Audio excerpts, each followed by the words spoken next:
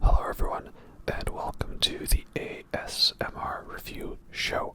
For this video, we are going to be going over all of the footage I've recorded for the Dead Space remake.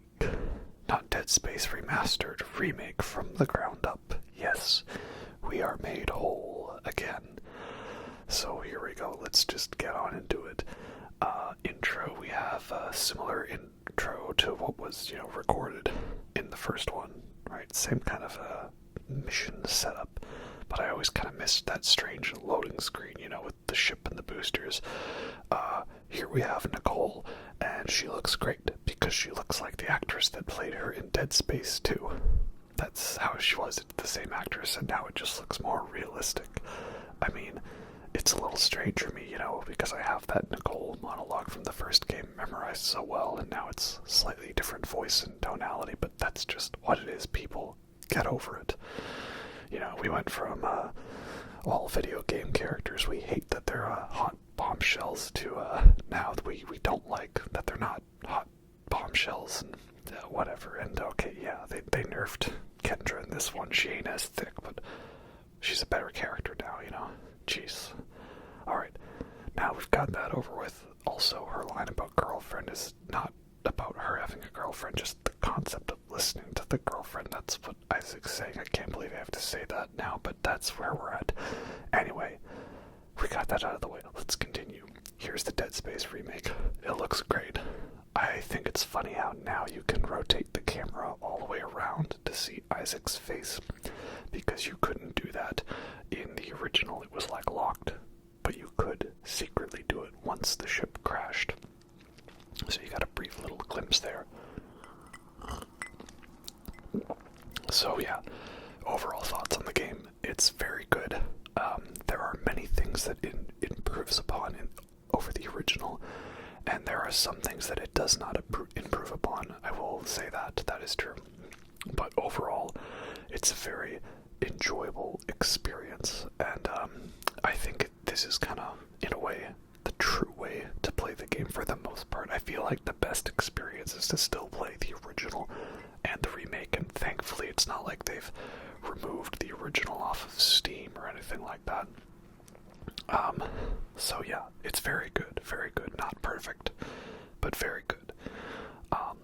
Definitely not a failure. I love what they've done with it. And I'll get into the little nitpicks and details as we go across the footage. We're going to show a whole bunch of moments from the game, primarily boss fights, but, a lot of little bits and pieces here and there to give myself some good ranting topics. So, they've switched up the dialogue a little bit. I like how Isaac now says some of the things that the pilots would have said before.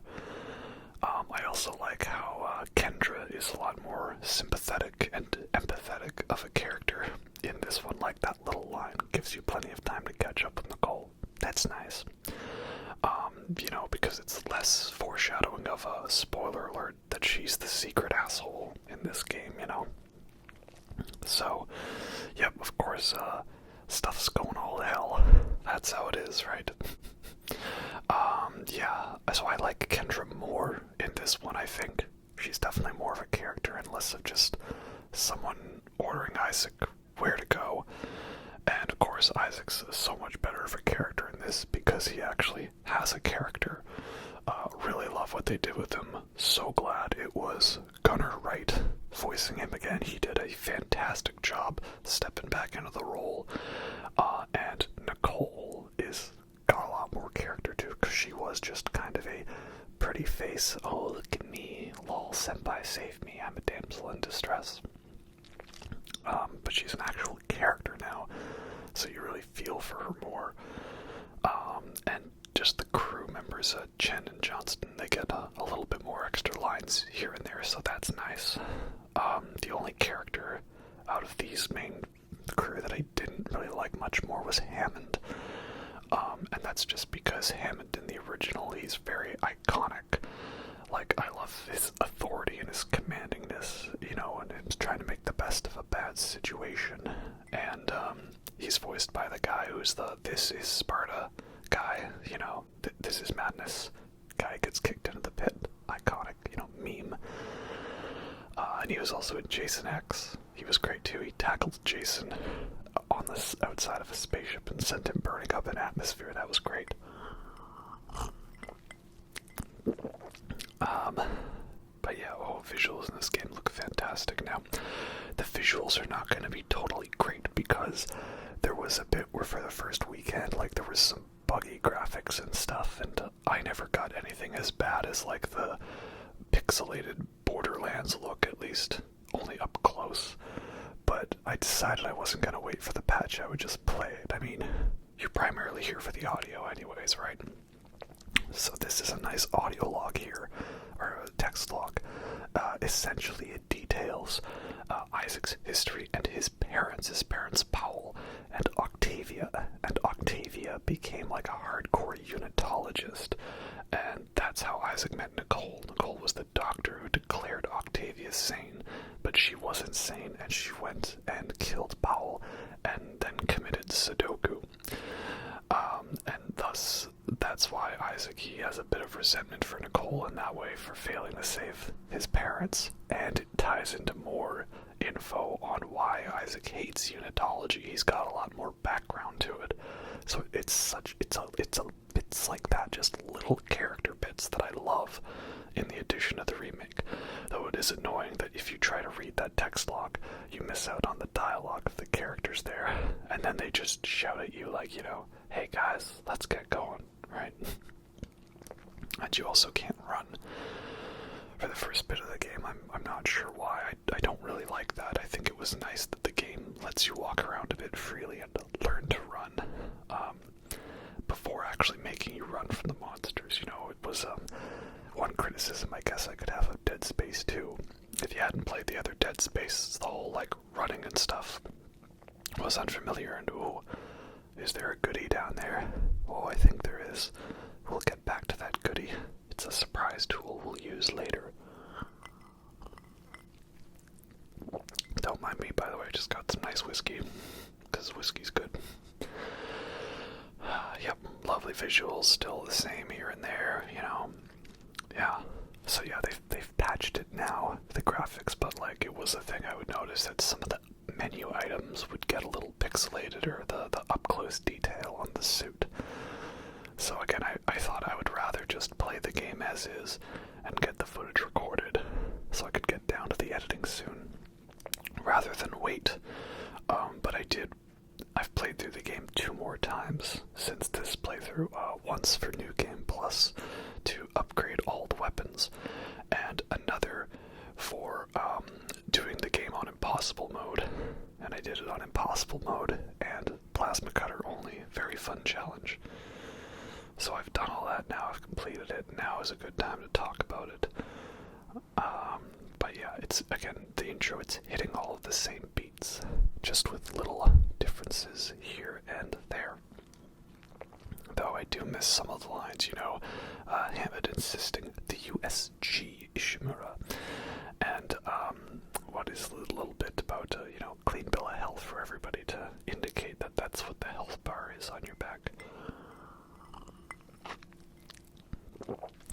So yeah, Hammett's good in this one, but I think he's a little more iconic in the original, but oh well. Can't win them all, that's just how it is, right? No character, I think, has been ruined in this one. It's just some of them are more iconic, and it's like, do I like the originals more because they're the originals? Like, would I not like these characters if they didn't have an original counterpart? I don't know. It's a tough thing to say, but that's how it is. So yeah, here we are, President's Damage Report, and of course we all know this is where everything goes to hell. This moment, it's pretty much unchanged, though I guess one little difference. I don't really like it as much. You can't really see it here, but like, the necromorph that kills Chen, he kind of just literally pops up out of the floor. Like, not even from a vent, he's just kind of there. I don't like that as much. I liked it better when you see one drop and you get a look at it before it attacks. That, I think, was a little more... that was more cool. Here he just kind of like pops up out of the floor, but then there's more animation to it, so that's nice. So here's hoping that I'm not getting demonetized for this. You know, there's like the graphic content warning you can put on the game, which I think it's nice. You know, little accessibilities and quality of life's never a bad thing. I didn't do any of that, so we'll see what happens. But yep, ooh, silky smooth 60 FPS, baby. Yeah, just like the original. Oh, it feels good to be back, alright. And yep, lovely moment. I do believe he lost his head. Just little reactions from Isaac like that are nice, and the blood detail is a good thing. Yeah, it would have been nice though if the blood doesn't disappear. And like I've seen it where somebody plays like all of Sekiro without resting at an idol, and they're just like absolutely drenched, like it's Bloodborne. It's wonderful.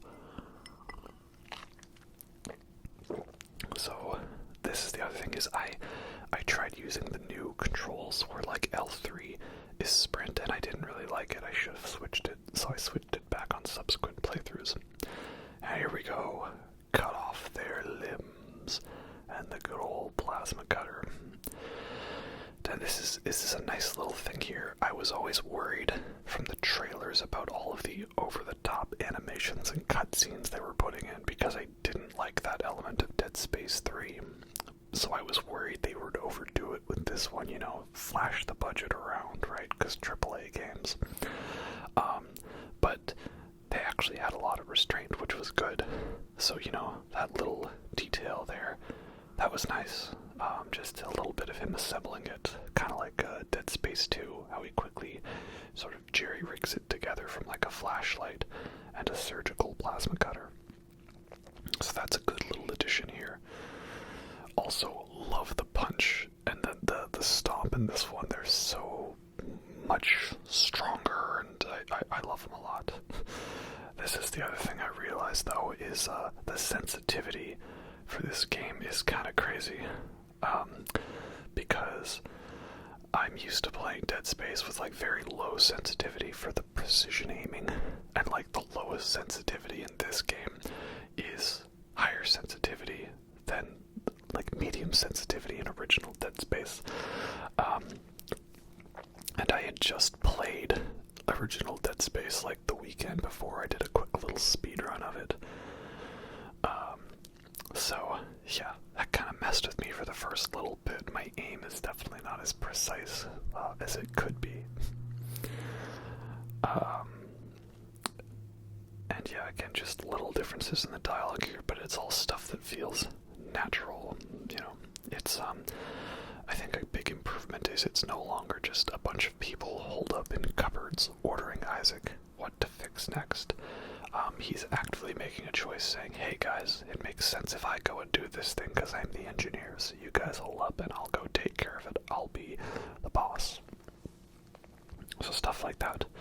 Nice little choice, nice little changes here and there. Definitely makes him feel like a character with more agency rather than just a nameless or faceless, speechless vessel for the protagonist and the plot. So I like that. And of course, good old stasis module is back. I like what they did with the stasis in that they've made it very powerful, but it's still very limited in use. I don't know, I remember like playing original Dead Space, I never really utilized it that much. But I feel like it's a lot more essential now, and it's nice because you don't get as many stasis shots, so upgrading it is more important, and I feel like the stasis recharge systems are more further and few away. So here's a bit that I didn't really like as much. You know, the lights go out, there's a big loud noise, and there's weird spooky effects, and the visual distortions going crazy. And then there's nothing. Like, I liked that better in Dead Space 1 when it kind of was just like the lights went out and nothing happens. It's kind of scary because you think, well, maybe something might happen. So here we go, and like in sort of our first big combat room in the game. And this is where I also realized, you know what? These guys don't really stagger as much anymore. Yeah, this is where I was thinking, oh, am I going to regret playing on hard difficulty? I did not.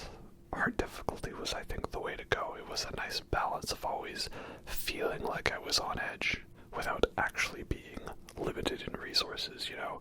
Resource management was key, but I managed to make it work.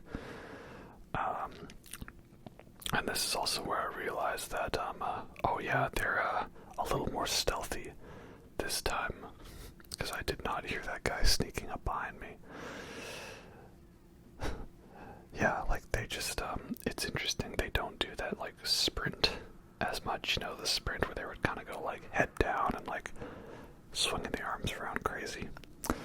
But, I feel like they're just, it's because they don't stagger as much, that's what makes their little strut walk towards you very terrifying. And, oh damn, does this maintenance bay look good. Still kept all the containers around for us to blow up. That's nice. It's weird that the explosions look nice, but I don't know, for some reason they don't feel as impactful. And I think that's because did they get rid of the animation where you can get knocked over? Because, like, I feel when you get hit by a brute or an exploder, like, you can't get, like, knocked over anymore, and maybe they thought of it as a quality of life thing, you know, less interrupting the gameplay, but now it feels a little less dangerous when explosions happen near you. So here we go, another little switch up from the original. Such a nice touch, and that is that, oh, you've got to turn out the lights to open the maintenance bay instead of finding a key. And it may not look it here on my footage, but oh god, that's terrifying. Yeah, there's going to be no audio jump scares, but there might be visual jump scares. I did warn you, right? It's that, like, darkness now, like with the, you know, the pristine graphics and the HDR and all that. The darkness really is dark. Like, it looks decently lit here, but for me, at least playing it on the TV, it was like nearly all black, and so I'm walking around like with my flashlight out because I can barely see, and I don't know what's gonna happen. It's what I love about this game and the intensity director, which the intensity director could mess with you and just all of a sudden throw more necromorphs at you if you're backtracking or you're hanging around in an area too long. And it keeps the game so amazingly unpredictable. Like, I always thought a great addition to original Dead Space would have been a randomizer. Not necessarily to the likes of like a Dark Souls or Elden Ring randomizer where you might find like the final boss as a regular enemy in the first room, but just like little bits where like, hey, maybe this time there's not going to be a guy that bursts out of a vent, and instead a guy will burst out of a vent in a different location, you know, something like that. Little bits like that. So that's sort of what this game now has, and I love it. Such a great addition. The intensity director, you know, gives me very much Resident Evil vibes. So I'm skipping over a lot here and there because I kind of felt, well, if the moment is essentially the same as the original and there's not too much difference to show, or I don't really have anything to add, then I'm not really going to bother showing it, you know. So like here was a bit I remember them showing off in trailers and previews where I didn't know if I was going to be a fan of it. That is, well, it's interesting detail. Now, Johnston's actually still alive because she did not come with us to the entrance room. Originally you just kind of walk in and press the damage report button, and then the ship explodes and you've got to run out of it. And so at first I thought, well, you know, it might not be nice to have it in a cutscene, but I still think it works, you know. At least there's more character and dialogue to it. And it's not like the moment itself was too amazing of a moment where you run out of the ship, you know. I remember the first time with all the explosions, I couldn't see where I was going, and I was just, like, getting burned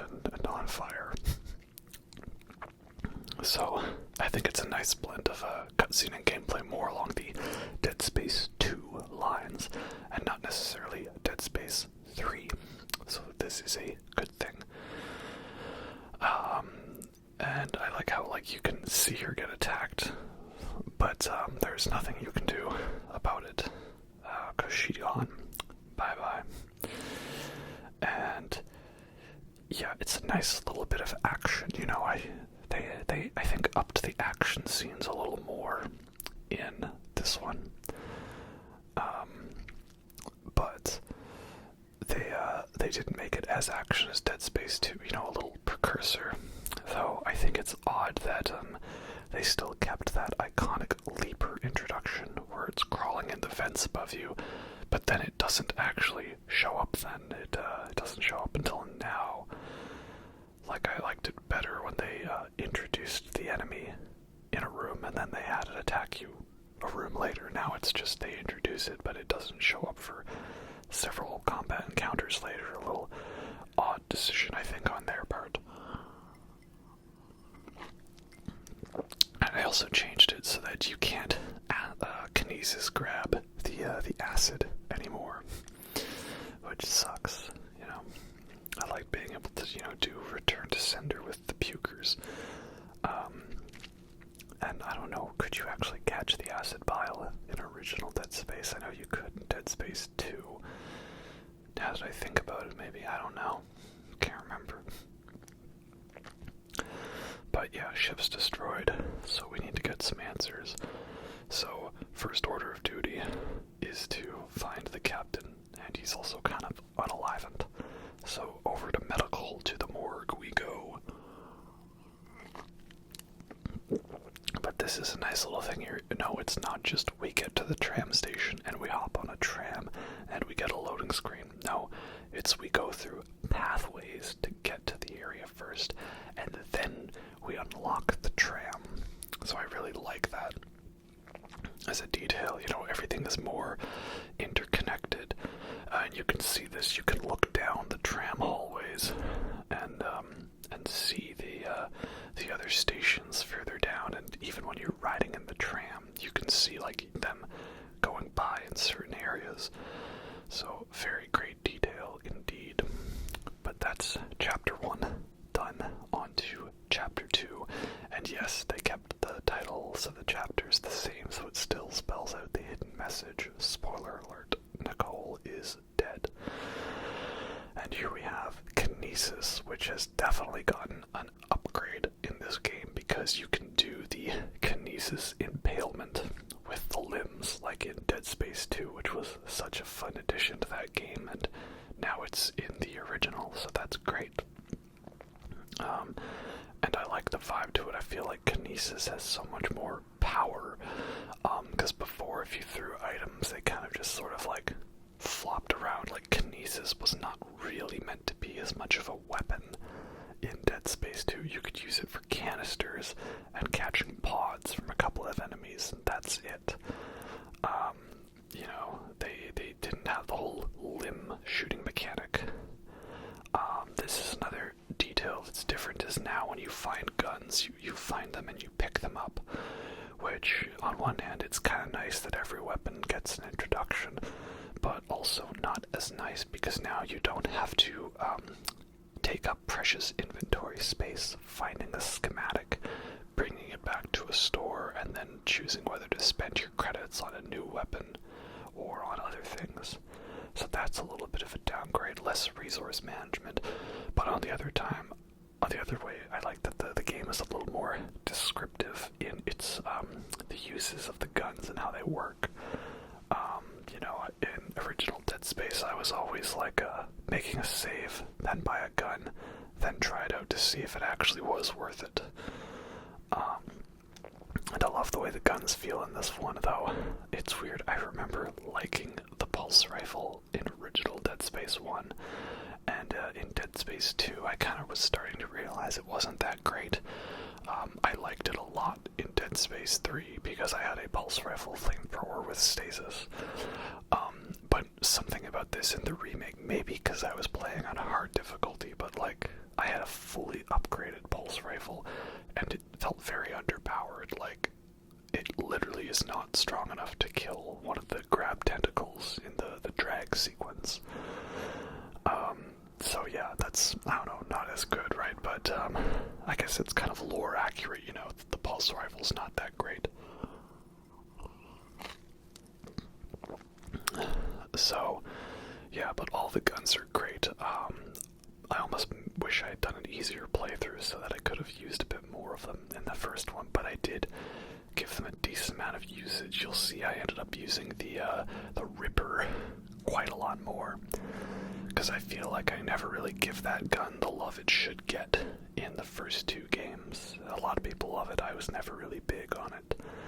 Also, we've got, the map is different now, and I'm not necessarily sure what I think. The new map's a little easier to read, but then you've got to, like, switch through floors and stuff, and that can be a little finicky figuring out which floor you're on. I never really minded the big 3DS tumble-looking map to the original, and I wish there was a way for you to, like, place markers, ironic, to show where you wanted to go back to, you know, like, this game does have backtracking in it, but only if it's an optional objective can you actually track it. So, you know, if you're trying to remember where you need to go back, you've basically just got to go cycling through all the pages and stuff, and that can be a little cumbersome. Oh well, not perfect. So of course they decided to keep this classic big encounter, you know, the big kill box room, and this is where I was like, alright, I want your limbs, I want to do some kinesis kills. And yeah, so kinesis, stasis, yeah, there we go, now we're talking. And what I also like is there's a lot more of these random little poles and bars along ceilings that you can pull off with the kinesis. That's really great. So yeah, these are positive improvements. And it's one thing that really makes the runs easier if you master being able to dismember one arm and then do the kinesis kill. And again, just with the new engine, the new lighting, and the new sounds, I love how darkness actually feels dark now. You know, there aren't too many moments in the original trilogy where the game's darkness is actually, like, dark. Only a few I can think of, and I think, like, the main darkest moment of Dead Space 2 I can think of is one where you don't even get attacked until the lights turn back on. It's in that little transitory bit after the first zero-G segment, the first spacewalk segment in, like, chapter 3, I believe, when you're on your way towards the Church of Unitology and the apartments and stuff. So yeah, let's test out this new impalement kinesis with the rods, shall we? Huzzah! Oh damn, that feels great. I love it. I also like how if you do get a TK impalement, that it drops the goodies out right there. You don't have to go over and get them. So it's kind of a little extra clue that they are dead. But you see that? Look at them. They're relentless sometimes. Stasis is definitely a must. That's why it's always important to know if you've got a stasis recharge around, because then you know that you can just go absolutely haywire with the stasis. Anybody else want some? Nope, that's it. We did it. Yay! Good job, me. So yeah, that was a fun encounter. Now here's a nice little detail. We find, I guess this is Nicole's office. And again, we get, like, more audio logs from her, because now that I think about it, did we really get any audio logs from her in the original game? There's the one voice video message where she talks about, you know, we don't have the ability to deal with all these wounds and stuff like that. And that's about it. Other than that, there's just her showing up to give you the whole Isaac, make us whole. So yeah, nice little detail with that. And here we have a side mission, scientific methods. Now, I was worried about the side missions in this game. I thought, is it going to be like the Dead Space 3 side missions? Because for the most part, I did not like the Dead Space 3 side missions. I found them very tedious to complete, and I only ever did them for completionist's sake. And here we go. We've got the free-floating, free-flying around zero-G from Dead Space 2 and 3, now in Dead Space 1, and I love it. So cool. I love it. Like, now just the environments feel more full and lived in, and, it's not as disorienting and stuff. I guess the only thing I would have changed is the orient to ground button. It's very slow. I kind of liked it when it was an instant, pop to upright orientation. And so here we have just a little reworking of that video message from the first one. So we've got this kind of like projected security hologram thing, and it's a thing we've seen a lot of games using now. Like, I remember I saw it in Doom, and I like the environmental detail of that, how from this bed there's a whole bunch of blood leading to a vent, so that guy definitely became a necromorph. And that's more of the side quest then, as it leads us to more events.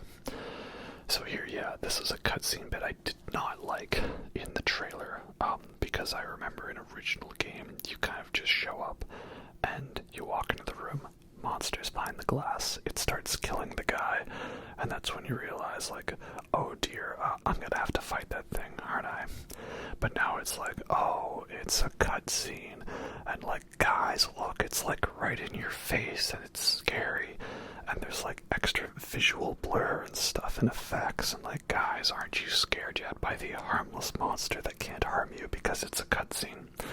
But also, he did use kinesis in a cutscene, actually, that's nice. So yeah, these are the infected necromorphs, which are more difficult to deal with than the regular ones you see. That did not put him down for good. So yeah, he's difficult, but then I realized, oh, the point of this cutscene is so that the infector has time to go and infect all the other corpses in the room. So, okay, fine, that's a clever misdirect. I like that. So, oh well. But, oh, and there was another cutscene I didn't show because I found it was very pointless. And again, they made a point of showing it off in all the trailers. And it's like, how you walk into the hallway and like the airlock blows out and then the air goes out and then it gets sealed. It's like, why? What was the point of that? Was it just to have a cutscene and show off your budget? I don't like that as much. So yeah, but again, thankfully, there's not too many of those in this game. It's weird. It's like they stuffed all of the added cutscenes I didn't like into all of the trailers, and that was them putting their best foot forward. That got me nervous. But then it was like only in the trailers that they had it, so I guess I'm okay with that, No harm, no foul.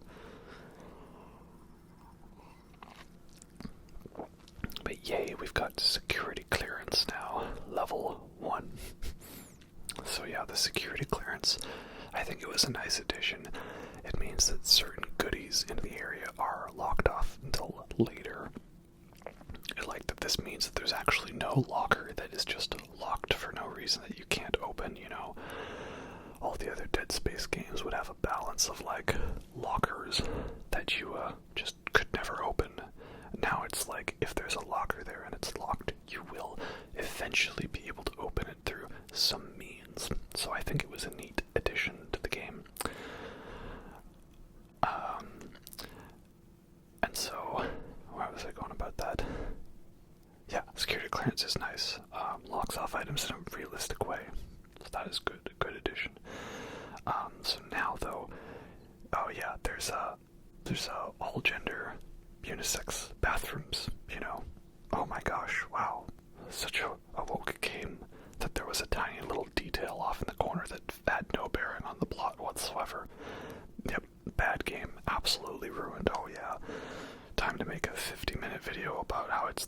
worst game of all time.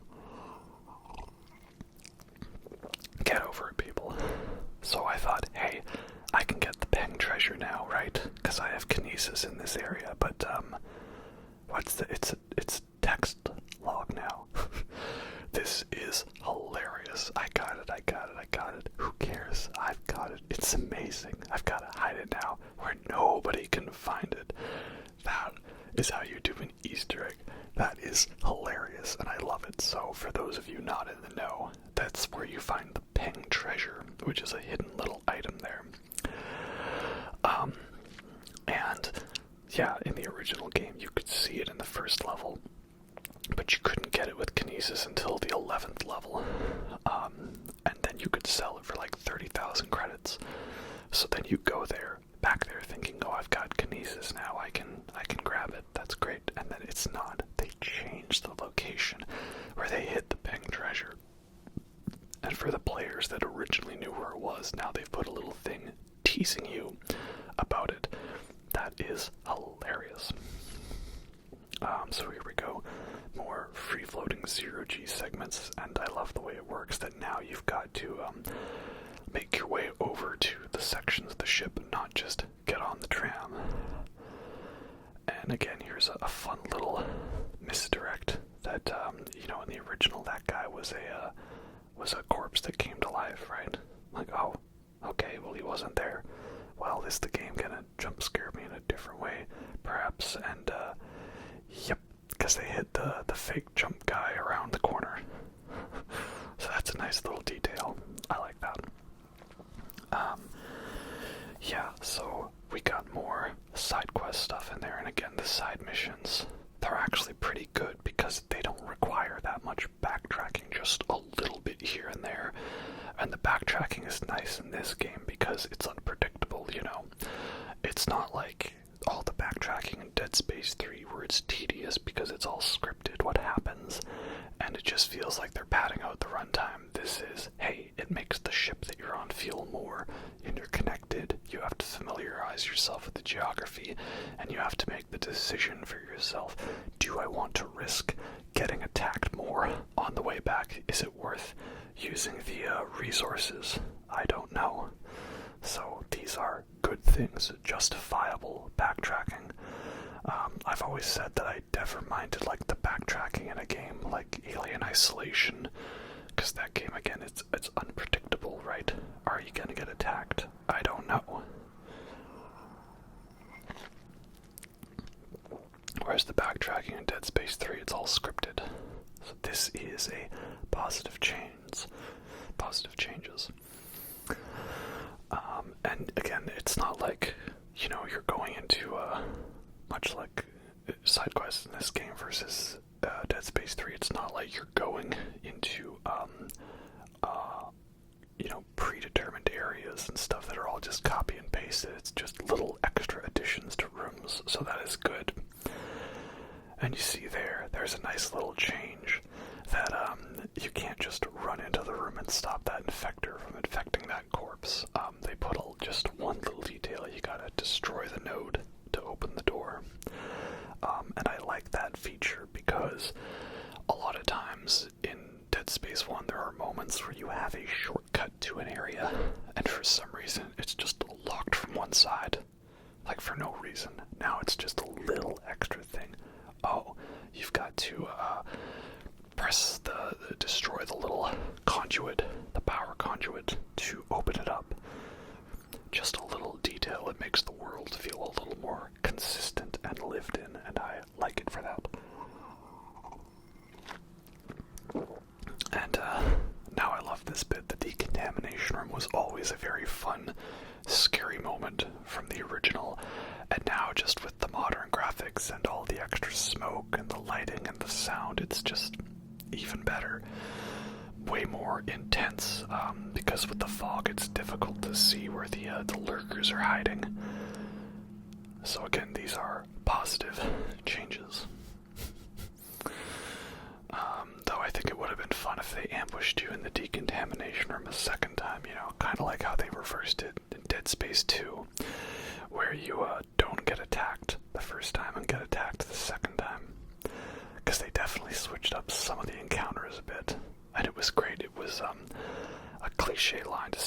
you know, people talk about, oh, I wish I could experience this game for the first time again. Well, that's what this remake had me feeling. Familiar enough that I knew what I was doing, but with just enough new stuff that, yeah, it felt fresh. That was what I wanted from this game, and that was what it gave me. So then we have the centrifuge section. Fixing the centrifuge is not that crazy or anything. It's just a little bit more of a larger room. And so, you know, you just float around it and fix it. But now we've got the vacuum section of it, and we can't fly. So yeah, love the pretty view you get staring down at Aegis 7. And this is the funny thing, again, a little detail they switched up that almost got me, is, no, you do not go to the right. I was like, wait a minute, you guys are trying to mess with me. So that's a good little detail. Love the little switch up here. And the 0G vacuum bits still sound great. We always loved the audio design of it in the original, and it's still great in this, you know, just the thump of everything, and the haptic feedback in this game, because I played it on PS5, it's not too crazy or anything. I don't think it's as insanely well done as something like Returnal or Astro's Playroom. Those games still are the best when it comes to haptic feedback use in a game that I've played so far. I've seen little bits of, Witcher 3 with the new next-gen update, and the Horizon Forbidden West, because my fiance has been playing those ones, and the haptics look kind of cool in those, but it's just used very subtly here, to the point where I almost didn't even notice it until I thought about it. And this is what I get for trying to explore the gorgeous view and stuff and look for the goodies. I get attacked because I didn't notice enemies. Yeah, this game actually managed to jump scare me pretty good in a lot of areas. Very impressive, if I do say so myself. Good job, game. Good job for that. And of course, it wouldn't be a Dead Space game if we didn't keep to the tried and true tradition of getting attacked by a drag tentacle here. And all those things look so much more detailed. I love it. Though the only thing I find annoying is, like, it seems to me that there's some moments where it's like based on the angle, like you can't actually hit the tentacle from certain bits. And there's one drag tentacle they added that I did not like. Come on, you can do it, me. Like, oh damn, this thing's actually quite tough. Yeah, I don't know if they like upped its health bar or something, but I don't remember them being that difficult in original game. And there's like weird faces on the inside of the tentacle hands. Like, ew, that's disgusting. I love it. Another thing they kept, which I liked, is this very loud, noisy room. Because you walk into this room and it's like deafening, like you can barely hear yourself. But they messed up one thing, and that is I liked how you would just run out of the room and run through the corruption and then kind of realize where you are. But now it's like, instead you've got to like pick up a gun. Okay, yeah, kill it with fire. And yeah, here we go. The generic squeezing through the narrow wall cutscene, right? And again, I was worried that there would be too much of this in the game, and this is like the only time that happens, you know. They made a big point of showing this off in the trailer. And like, oh my god, there's an enemy. Like, it's weird how Callisto Protocol has so many of these moments. And this game also had one of them as well. Like, what were these, the same game secretly? Well, I guess. But thankfully, this is one of the only times it happens. I don't know, I like how original Dead Space had as minimal cutscenes as possible, so the player was always engrossed in the game. You never really paused the game. You never could really just put the controller down and feel safe. But now there are moments like that. And, oh yeah, that's the Swarm. I don't like these guys. That's one thing they definitely upgraded them. They gave them a buff because they move a lot faster now. And, you know, they just seem like they're more relentless. And, scary person still alive. I wonder is that's not Chief Rousseau, because I think Chief Rousseau, they climb inside the engine turbine and, you know, commit Sudoku because the marker told them to do that. And this was a lovely moment here where I saw it the last second. Like, I'm just going around doing my thing, grabbing my goodies and stuff, and then I realize, wait a minute, that's a dead. Yep. Knew it. I saw it about half a second before I realized it. Yeah, lovely bit. I was a little disappointed to find out that is scripted, though. I would have thought it would be great if the intensity director could just do that to mess with you. But yeah, it's fun. And here we go. Big engine room, as iconic as it was. But yeah, now they've kind of like increased the geography a bit to it, so I don't have my camping spot as much as I want. That's unfortunate. But yeah, this room is fun. I like it. Another big kill box room, and oh, it's the pregnant ones again. I feel like these guys got a buff too, because they move a lot more quickly than they did before. And I don't know, I feel like it's more, it's easier for you to accidentally pop that thick girl's belly, you know. She thick, boy. Damn, she thick. And here we go. Big kill box room. That's funny because I didn't realize that putting that thing in there started it right away. I thought you would have to go press a button, so I was not prepared. I was like, give me the goodies, give me the limbs, let's go. There we go, well done me. Yeah, the haptic feedback is great. It's like just subtle enough that you notice it, but not really. The controls are good. I also like how there's presets for Dead Space 1 and 2 controls.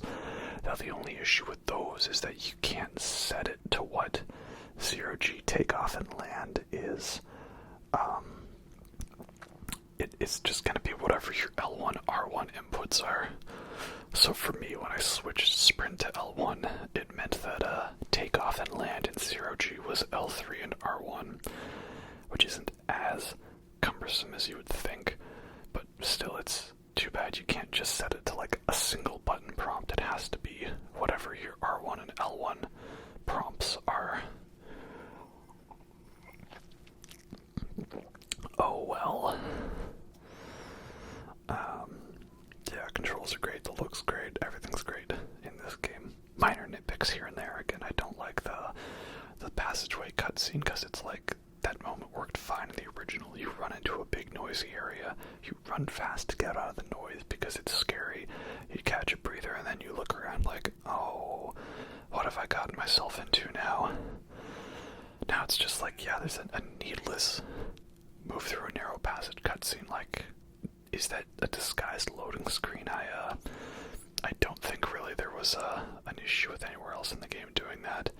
And this is great too. I definitely jumped a lot there because if you recall in the original game, when you come back to the engineering hub room for the last time, you do get attacked by a single necromorph, one who probably shows up late and ambushes you when you're in the store. So I came back, that didn't happen, then I went to the bench, and then I came back, and then there was just two of them around the corner. No audio cue, no jump scare. Loved it. So unpredictable, it's great. I remember the second time I played through, I got ambushed by two of the pregnant ones, like in close quarters. That was where I was like, you know what, I think the intensity director wants me dead. So here we've got like a little bit more detail to the bits, and that is that this necromorph that Hammond traps in the escape pod, it's specifically the necromorph that was Chen, our other crew member. I think it's meant to be that Hammond's kind of going a little crazy from the marker, you know, letting his team down without delusion. delusional he is about Chen. But at the same time, I'm kind of like, if they were secretly boyfriends, I wouldn't have been surprised by that, because he's really all about Chen. And trying to keep him alive, even though he's not. So I'm going to chalk it up to marker influence, because the game does a lot better of a job of showing the marker affecting everyone, you know? Like, we get one line from Kendra about it. And that's it. Here it happens multiple times. Everyone's kind of in on it, and I like how there's a book on the captain's table, or the seat, like a guide to unitology or something, because the captain's a unitologist. So, yeah, here's a nice little bit, again, as well. I'm trying to get myself in for a little cinematic camera angle. There we go. That looks nice. Yeah, some people complain about Isaac's face because they like his look in Dead Space 2 the best, and yeah, that's probably his best look, but it's like there's been a slow evolution over time, because Isaac in the original was modeled after the guy that did the moans and the grunts for him and stuff, whose name I do not recall. So it was his face, and then Dead Space 2, that was when Gunnar Wright was brought on as the main voice actor, and so now Isaac's face is a combination of 1 and 2. Then in 3, he's got a bit more of a rugged look, and we also have a CGI trailer that's entirely Gunnar Wright's face. And now we finally get to Dead Space Remake, where it is entirely Gunnar Wright. So I think he looks great. Some people have made Adam Sandler comparisons. And I don't know, I like that he kind of just looks like a dude, you know? Like, what isn't he meant to be, like a 40-something, and Nicole's also 40-something. So, you know, people are complaining, like that person's a granny, she looks like 40-something. Well, like, she is. Also, love this. We have a text log that references Warren Eckhart, Mr. I have executive clearance.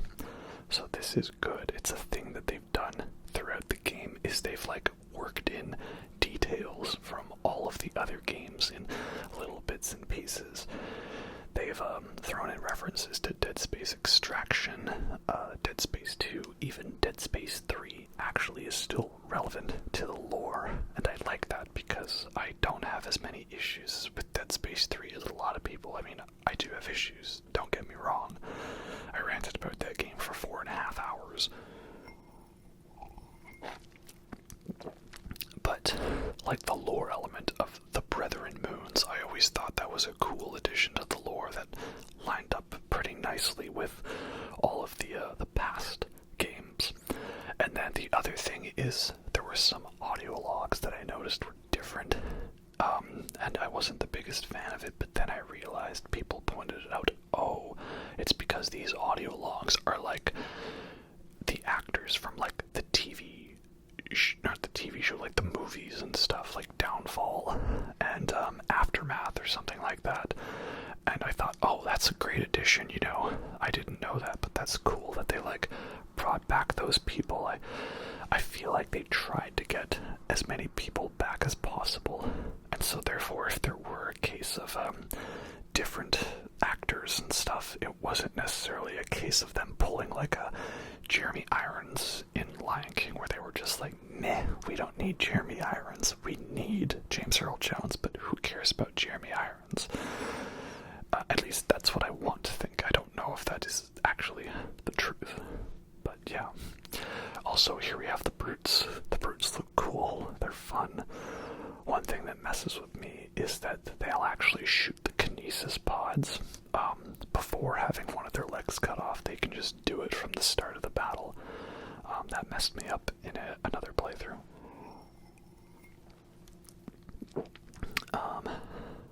And we have the electrical plating going crazy ahead, and I liked how they changed it, so it's like, instead of a constant insta-kill thing, it's like a little electrical burst that you can dodge. I think that was a better design choice.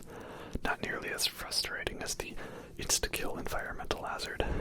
And oh, my beloved contact beam, how I've missed you. I didn't really use the contact beam that much. They kind of reworked it a bit, and I'm okay with the rework. I do miss the whole, like, ground slam thing, you know? You shove it into the ground and it does an AoE. But I guess the rework was nice. Now you have a choice between a very large, strong, charge-up laser or, like, a constant beam of energy. So, if they were going to switch it around, that's a nice choice. I mean, it's like the Force Gun. We'll talk about that when we get to it. But the Force Gun is basically got a different alternate fire in, like, every game now. That's how it is, I guess. So yeah, here we go. Let's get some contact beam ownage on. I feel like they also realized the Force Gun is actually the best gun in terms of power. So there we go. Constant energy beam. Nice little bit, and then you have the charge up bit. So yeah, pretty cool. Oh dear, that's bad. Can you not?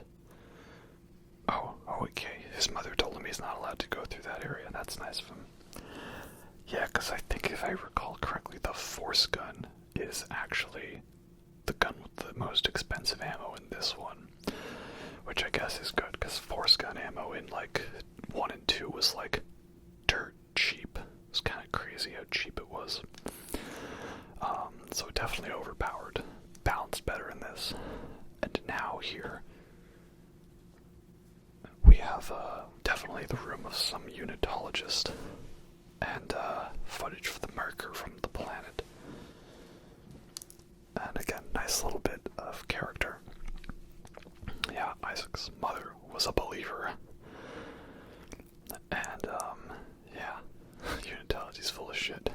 That's great. Like, you know, we never really got that in Dead Space 1, that Isaac doesn't like unitology. It was just something we, the player, thought. But now it's a lot more of a confirmation from him as a character on that. So that is good. He definitely didn't like unitology in Dead Space 2, that's for sure. And we got these little security recordings here, kind of in place of picking up some of the audio logs. And I love this one a lot because this is definitely a hardcore Event Horizon reference. Like, we all know how Event Horizon was like a Warhammer 40k prequel, and how it was also basically the closest we got to proper Hellraiser in space, and also a Doom movie, a better Doom movie than the actual Doom movie, and also how Event Horizon inspired Dead Space. And again, reference to Warren Eckhart executive clearance. So yeah, basically this guy is pulling, what's his name? What's the character's name? Like, is his name Jason or something? And they call him Baby Bear, Justin. Yeah. Essentially, alright, it's White, and he's the guy whose rig we find out. Yeah, he's pulling a Justin and, you know, a Javik and throwing it out the airlock, right? And that's the bit where Lawrence Fishburne has to save him. So yeah, definitely an Event Horizon reference, and I like it. That is okay. And yeah, at the very end of this area, you can actually find White's body, and he has his rig on it, which you need for the Master Security Override quest. So here we have the reworked ADS cannon mission. Now, I actually never really hated the turret defense part. I'm like, okay, so we gotta do some calibrations, right? This is why I say to the necromorphs, can I wait a bit? I'm in the middle of some calibrations. This one's for you, Garrus. Garrus Vigarian. Yeah, so you've got to, go up and hit the panel, and then press X to fire the cannon at the asteroids. Yeah, I never minded the turret section in the original game.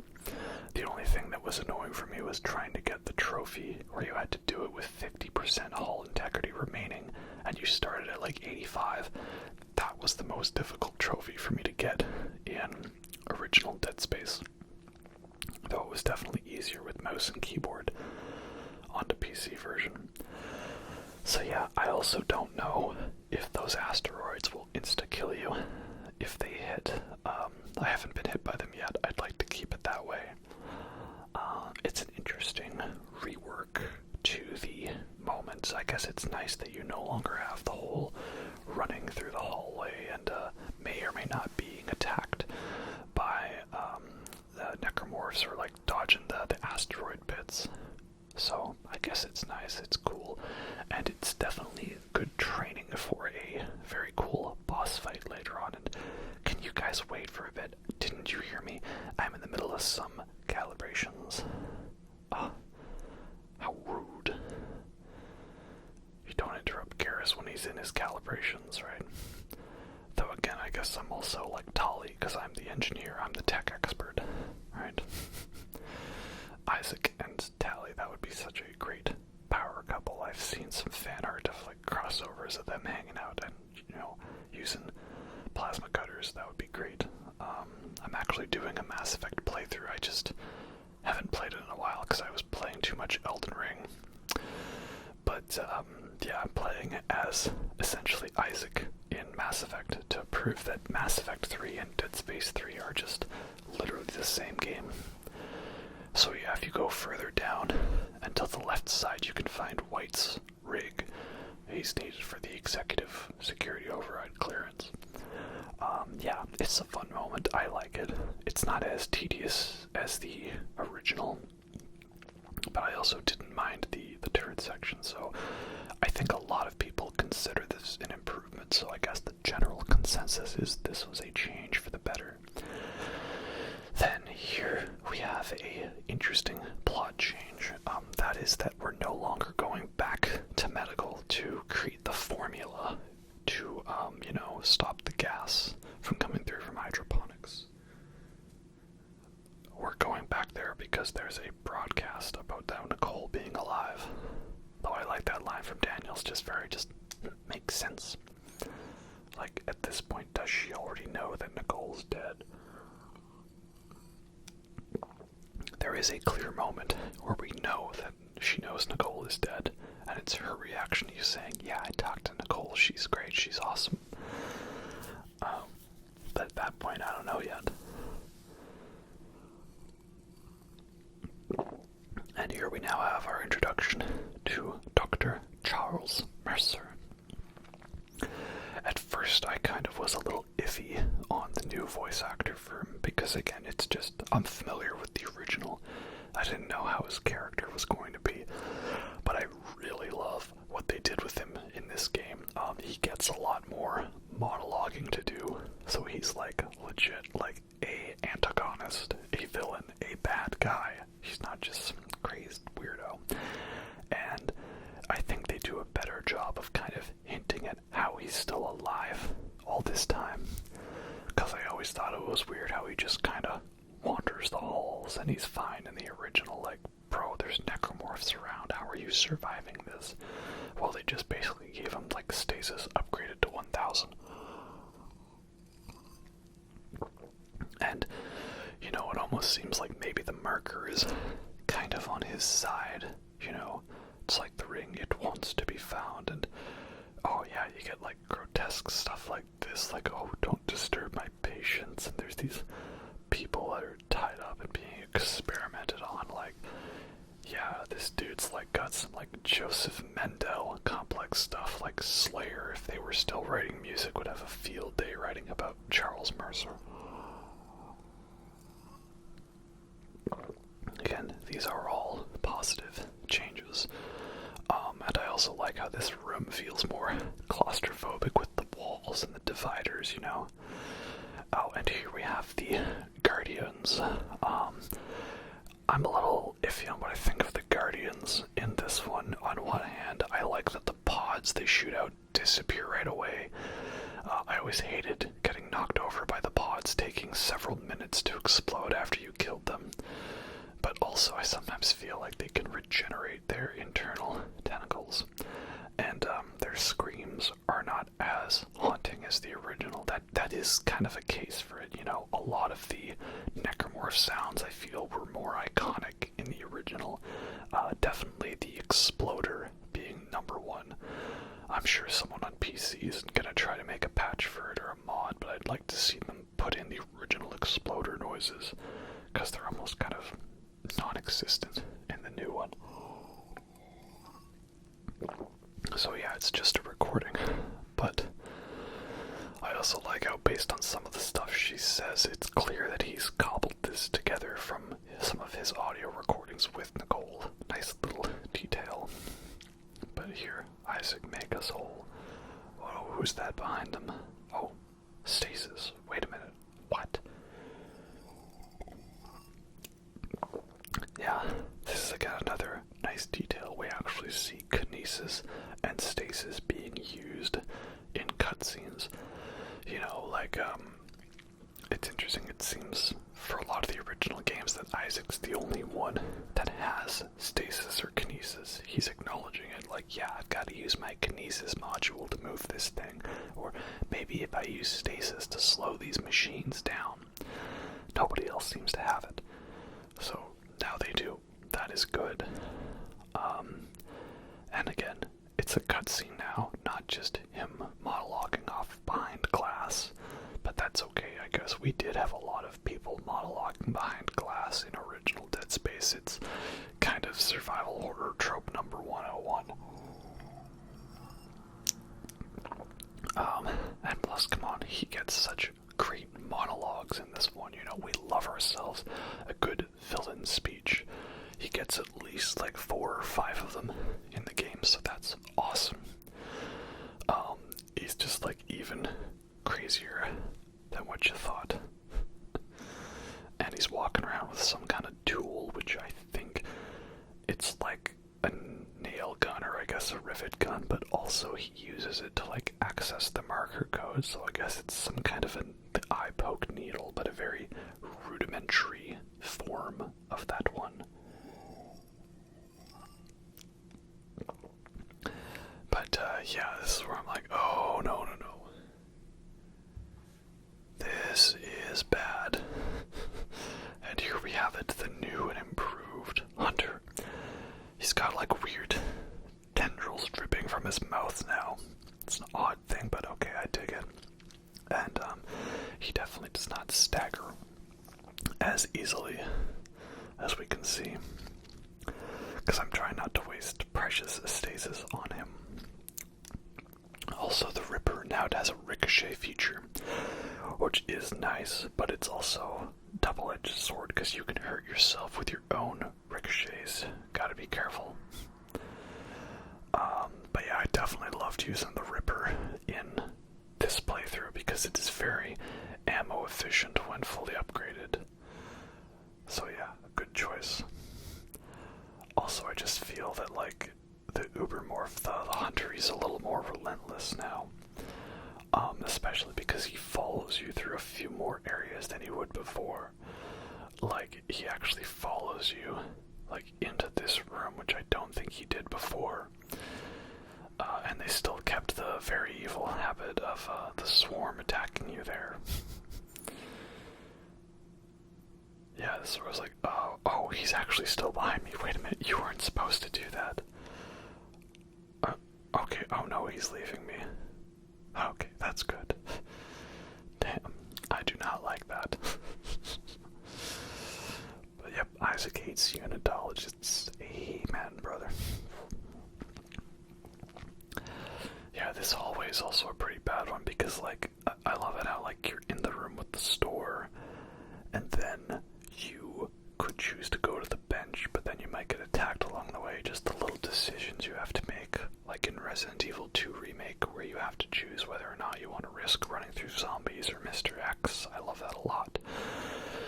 I guess the only thing that would have been nice is if, like, the Hunter was relentlessly stalking you through all the rooms. It's still scripted where he appears and which rooms he's not allowed to go in and which ones he's limited to. So that is a little unfortunate. But also I love this detail in the log. The makers must be absorbed. Lore from Dead Space 2 retroactively put back into the original. And so what I think this means essentially is, if I'm understanding it correctly, I think that Mercer tries to get Jacob Temple to build a marker for him so that Jacob Temple can be a maker for the marker, and that maker can be absorbed to complete the convergence. Because because he can't absorb the maker for this red marker, as that person's probably long gone by now. It's been like 200 years or something later. And Isaac was attempted to be absorbed in Dead Space 2 for convergence. Then that makes me wonder about the convergence in Dead Space 3. Had the maker already been absorbed, or I guess the moon was already partially formed, so I guess the maker was absorbed. It was just stopped partway through the moon being a thing.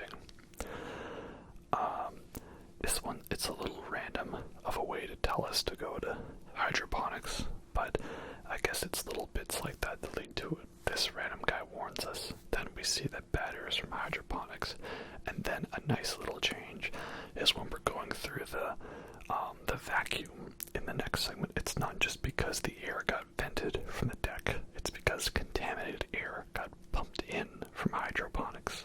Again, just a nice little change to like throw everything together in little ways. That is nice. So yes, now I must acquire the liquid nitrogen.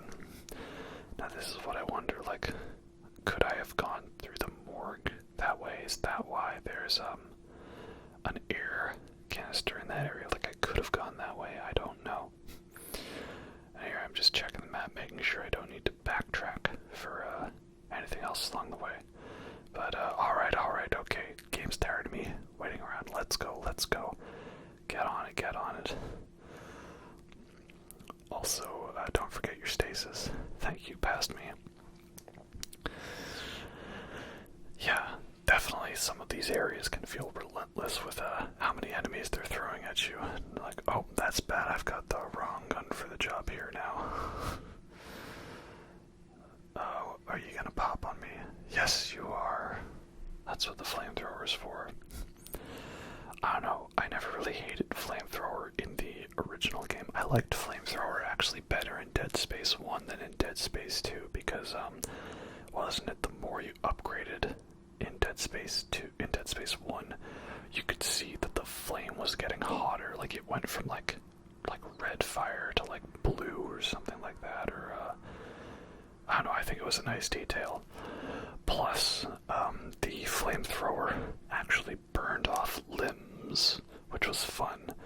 I didn't like in Dead Space 2 how it just simply did flat damage and killed them, because it meant then that it was completely useless against the ubermorph in that game. And of course in Dead Space 3 we get pulse rifle flamethrower together. That was just awesome. And thankfully they did not switch where you need to reactivate the life support. That would have been very cruel indeed if they did that.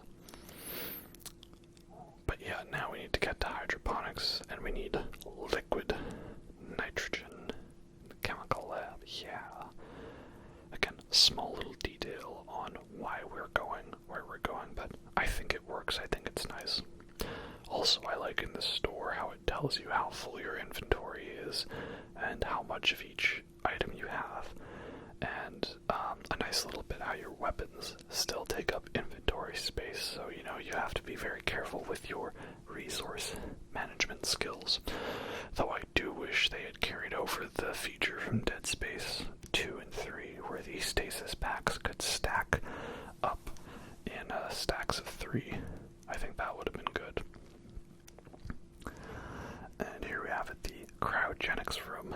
Good old Resident Evil style boss fight, where you've got to lure the monster to some kind of machinery and press the button to activate the machinery to kill the monster. I don't know, it feels very Resident Evil for me, at least like in terms of Resident Evil 5, or maybe the G fight in Resident Evil 2 where you gotta knock him over with the crane. And here we go, another monologue from this guy. But again, here it's actually not done in a cutscene. That is nice. Again, they've actually showed a lot of restraint and felt like, every conversation that happened in Dead Space 3 was a cutscene. And I know it might sound like I'm allergic to cutscenes. I'm not. It's just, like, what is more of a priority for the immersion factor, what works better for that. I feel not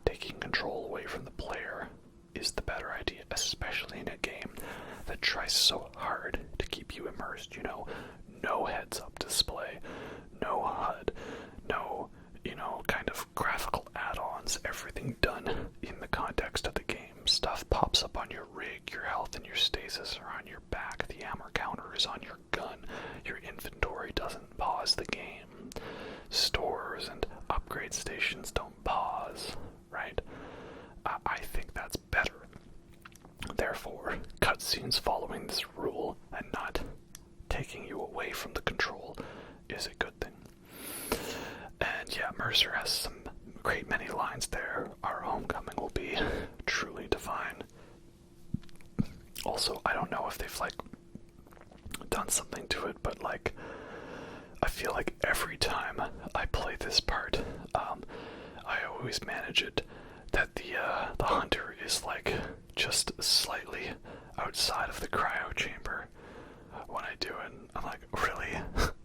Guys, I swear I'm good at this game. Usually I can get this to work first try. I have performance issues, okay, 1 out of every 5 men, that's just how it is. Alright, where are you? Come back and get me, you sons of bitches. Alright, good, you're down. Now come on, right this way, love. Cheerio. Into the cryo chamber you go. And there we go. Okay, here we go. First try. There we go, that ought to have gotten him right. I also think it's funny how like all these necros just know about once you kill the main guy, you know? There we go. We did it. That's how you do it. So yeah, pretty much the same fight as it was in the original, just with different dialogue and stuff. But hey, why fix what isn't broken, right? And why break what wasn't broken? They did a good job with that. So, yeah, now we need to get over to hydroponics, because that's where we need to stop the infection from the Leviathan. And this is where I was also thinking, okay, I see there's a goodie in there. You better drop those doors so I can get that goodie, right? I want the shiny, shiny, sparkly, click, click, clack. And what this is a tissue sample. And the tissue sample is going on to lead us on another set of side missions to discover what happened to Harris, who was the guy that got tricked by Mercer into donating his marker-infused brain and body for science purposes, and eventually he becomes the hunter. This side quest definitely has the most backtracking, where you need to go through areas you don't need to go back through, like you gotta backtrack to medical, and then eventually you'll need to backtrack to hydroponics. But I do feel that side quest is worth it because it gives you upgraded stasis, which we will see later. The upgraded stasis is definitely worth it. And again, I like the side quests. They're not just like, you know, generic copy and pasted rooms. It's, and the backtracking isn't too tedious, right? So here we have the holographic recording footage of Mercer's and Harris's ICU bed. And they got these like ICU rooms, so they're all like sealed off and stuff. They look really great. Though this is also where that damn intensity director starts playing on my expectations and throwing in the creepy little violin and stuff, making me worried. Like, okay, can we calm down, please? Like, shh. Like, look, that guy's dead. We're fine. And yeah, essentially Harris was like some minor guy. I think he was one of the first ones exposed to the marker, you know, that the patient from the colony, right? And he definitely went crazy and attacked some people. We're gonna find a very disturbing audio log from him later. But I like this again. Everybody gets more character, and it's not in a overly done way that does not improve the narrative. It's not a Disney live-action remake where they're like, yeah, let's like extend this plot line by like 20 minutes and it all adds up to the same conclusion anyways, you know? Like, it doesn't really add to it. So here we got Harris undergoing the equivalent of the eye poke needle, and you see he's extracting the marker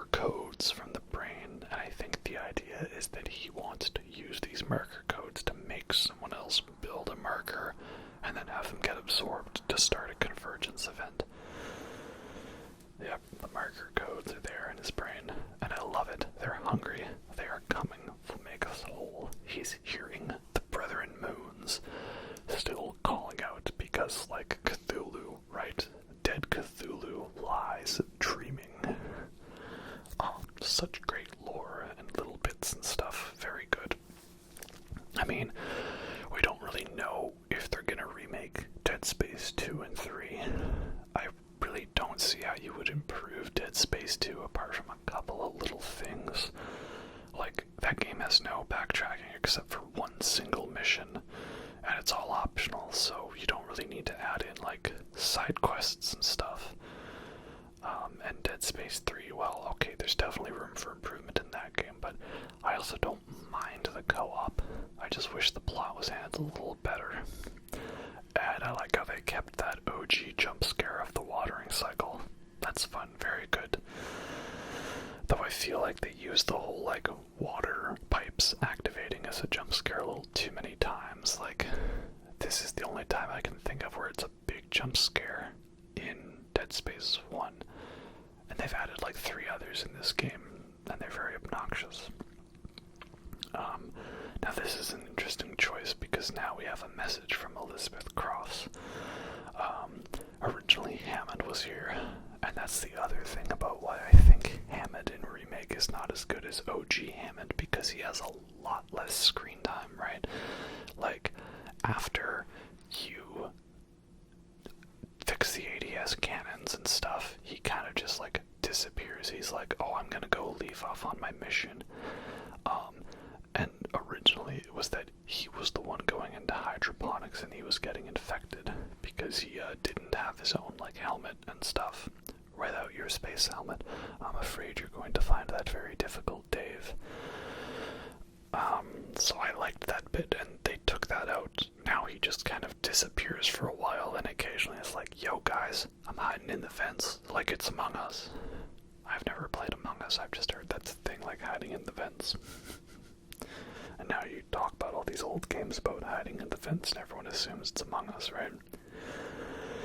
And this was kind of messing with me. I was like, wait a minute, like, I can just inject the enzyme, like, I can just go right in. Aren't I supposed to, like, go through a whole level and kill all of the other necromorphs? Like, okay, that's an interesting choice, you know? That's an interesting choice, yeah. Okay, well, let's see where we're going from here then. Yeah, something's in food storage. Alright, sure man, yeah, you do you. I'm going in now. The door's unlocked. We've got the long, ominous event horizon hallway. This is a change in oh, wait a minute. Elizabeth Cross, you're still alive. That's new. You were supposed to be dead with Jacob Temple in Chapter 10. Huh. Yeah, that's kind of neat. I like that. So yeah, for those who know in the remake, this is Elizabeth Cross. We encounter some of her audio logs throughout the game, and it's clear that she and Jacob Temple have a thing together, and they're kind of trying to get out and survive, but they ultimately don't make it. They get caught by Mercer, and he kills them to be infected by the infector necromorphs. But now she's actually alive, and she's like a fully developed character and stuff, and she's the one helping guide you around because you've got the enzyme. Like, yeah, I'm all for it. I guess it's a little tedious to go down the hallway to have to go back instead of just simply having this happen when you first get to the hub room, like the original game. But it's a nice little shake-up that plays with your expectations. Yeah, okay, that's nice, I'm all down for it. Find the Weezers. Oh, trust me, I'm gonna have no problem killing a couple Weezers, right? Weezer, man, aren't they the greatest band of all time? They're almost just as amazing of a band as the Killers. Yeah, I gotta say, not a fan of Weezer, not really a fan of the Killers, and I don't get why everyone acts like they're the greatest bands ever, right? Weezer's last good album was Pinkerton, and that was like mid-90s. So yeah, we're gonna go find all the Weezer fans hanging out in hydroponics.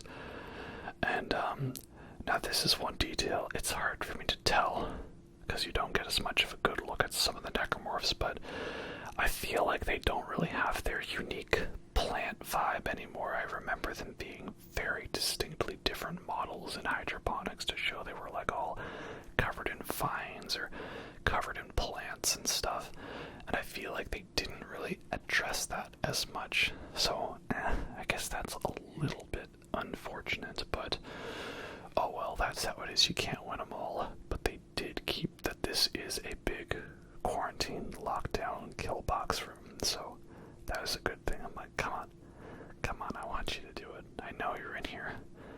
And oh, this room looks great too. The lighting is a lot more dim. I remember original hydroponics was more very distinctly bright and stuff like that, and now this is just more atmospheric, like, I guess, if your complaint was that the Ishimura just looked like the USS Kill Beast buffet and didn't look like a nice place to live, then this remake is definitely not going to address that complaint. This still looks like very grungy and gray and mechanical and very, utilitarian in design. It was designed for simplicity and accessibility and not necessarily comfort. One thing I feel is the necromorphs seem like their hit attack has a little more range, like they go to attack and you move back and they don't hit you, but they still take damage. Like, I don't know, man. I think they need to patch the hitboxes, right? We need some of that hitbox prawn, like Elden Ring's hitbox prawn. Prawn is in PR0, if you know what I mean. Prawn.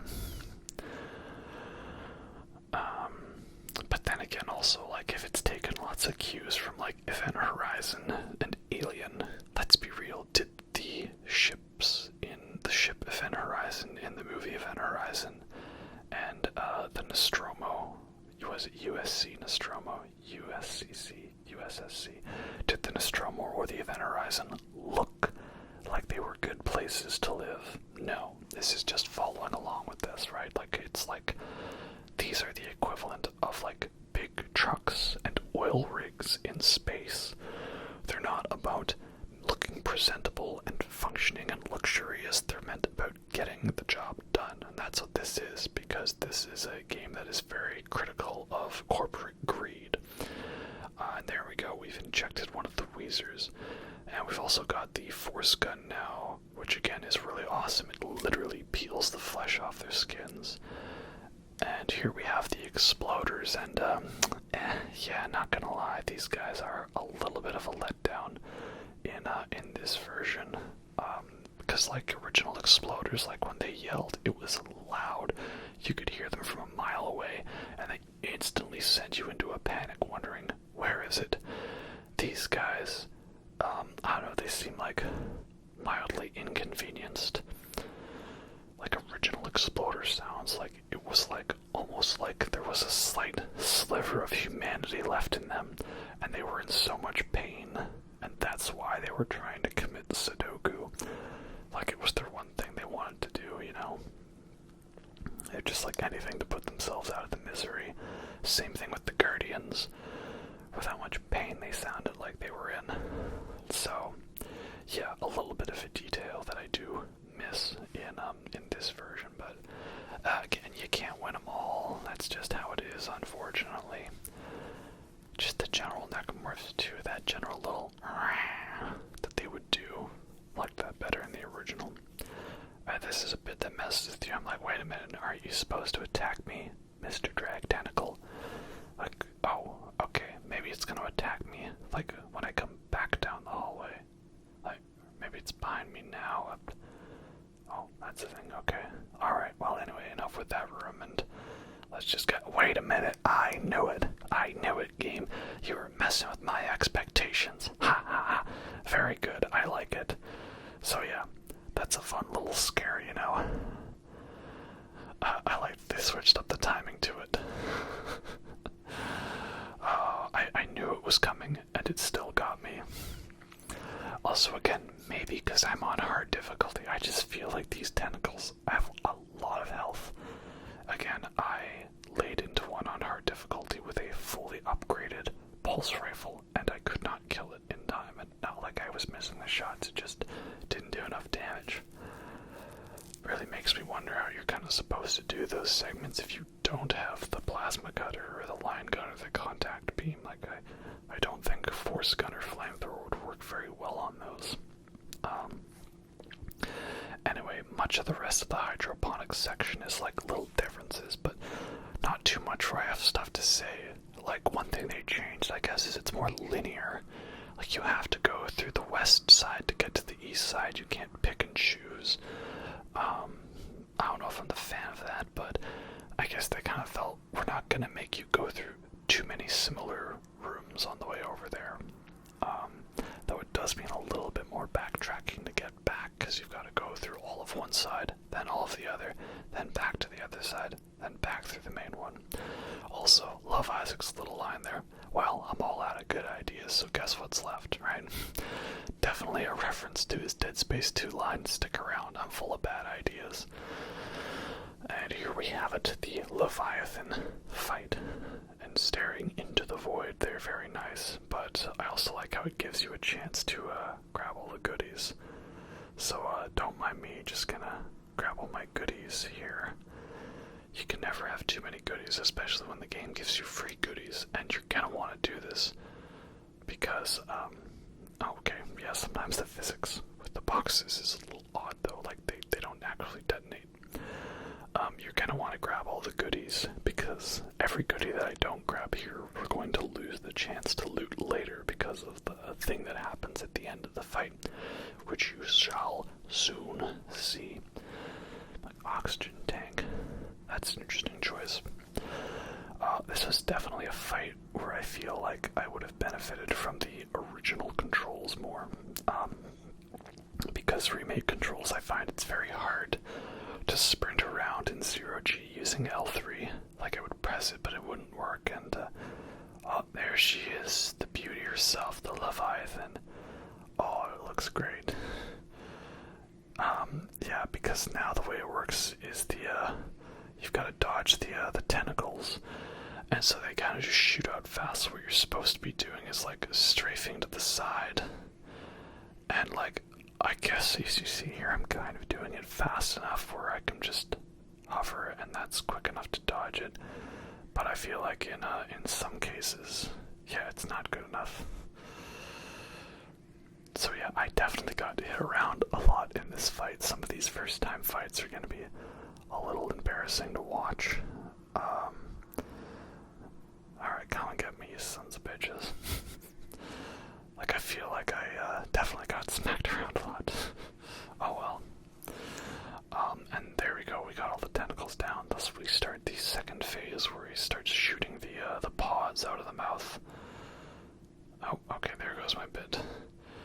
And yeah, you can still grab these with kinesis, and they still damage it, so that is good. That's the trick, right? Kinesis is your best friend.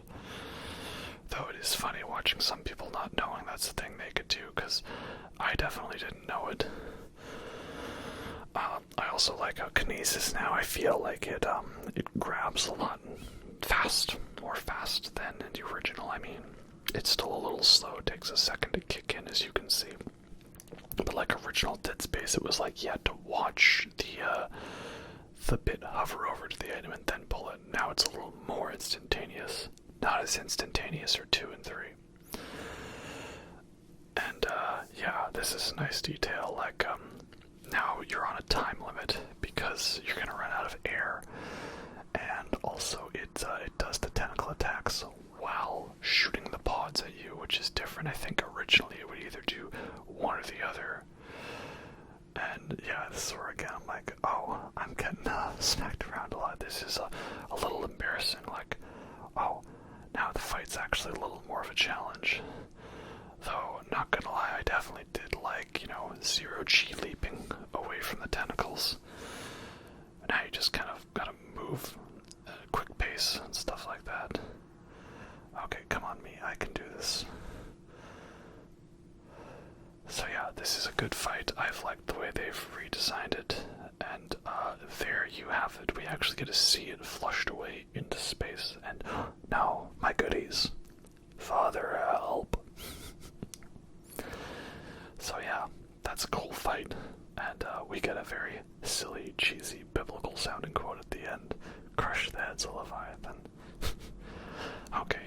odd choice, but yeah, whatever. I dig it. I'll accept it. So yeah, it's a fun fight. Do I like it better than the original fight? I'd say it's a more well-designed fight because of it's not limited to the jumping from point A to point B, 0G in the original. And I like that it throws in the ticking clock timer with the oxygen. And I like how you actually get to see it vented away. And you'll see later it actually answers the question of what exactly is the boss we fight in Chapter 8. Because, like, we don't see the Leviathan get vented, it just kind of dies. And I'm like, did it really dead it? I don't know. And then the boss you fight in Chapter 8 is called the Slugger. And I'm like, what is that thing? Is it just there's two giant monsters and like then there was the spider in Extraction? Like, is the ship just prone to giant monster attacks? What is it, like Tokyo in a Godzilla movie? And so now it actually answers, oh no, what you fight in Chapter 8 is just the Leviathan. It's just survived long enough and grabbed onto the comms antenna on its way out. Like, yeah, that is a good change. I like that. And thus now we're going to find the mining beacon, the SOS beacon, but that's because Cross has directed us there. And this was the other thing I'm wondering, like, okay, so Cross is alive, like, I was wondering, like, how are they gonna have her unalivened? You know, because she's gotta die in this chapter. She's dead in the original. Like, no, she's still alive then. Oh, okay. That's an interesting choice. Well, I guess we'll see, you know, where this goes from here. So, over to the mining deck. And, I love this sign here. It's like, beware traps. And then it's in, like, Norwegian or something. Like, oh yeah, fuck this ship, this shitty capitalist hellscape or whatever. I like that. For all of you complaining that, oh, it's all these games putting in all these woke SJW messages, that sign was in the original. And it says in like Finnish or Norwegian or something, it says like, oh, and if you zombies can learn to read, go to hell, or something like that. It's great. And now here we have the ore storage where we find more of the side quest to do with Harris. So this is what I like is a lot of these quote-unquote side quests. Most of them you'll kind of just stumble upon if you're exploring the area properly. Like I ended up having to do very little unmotivated backtracking.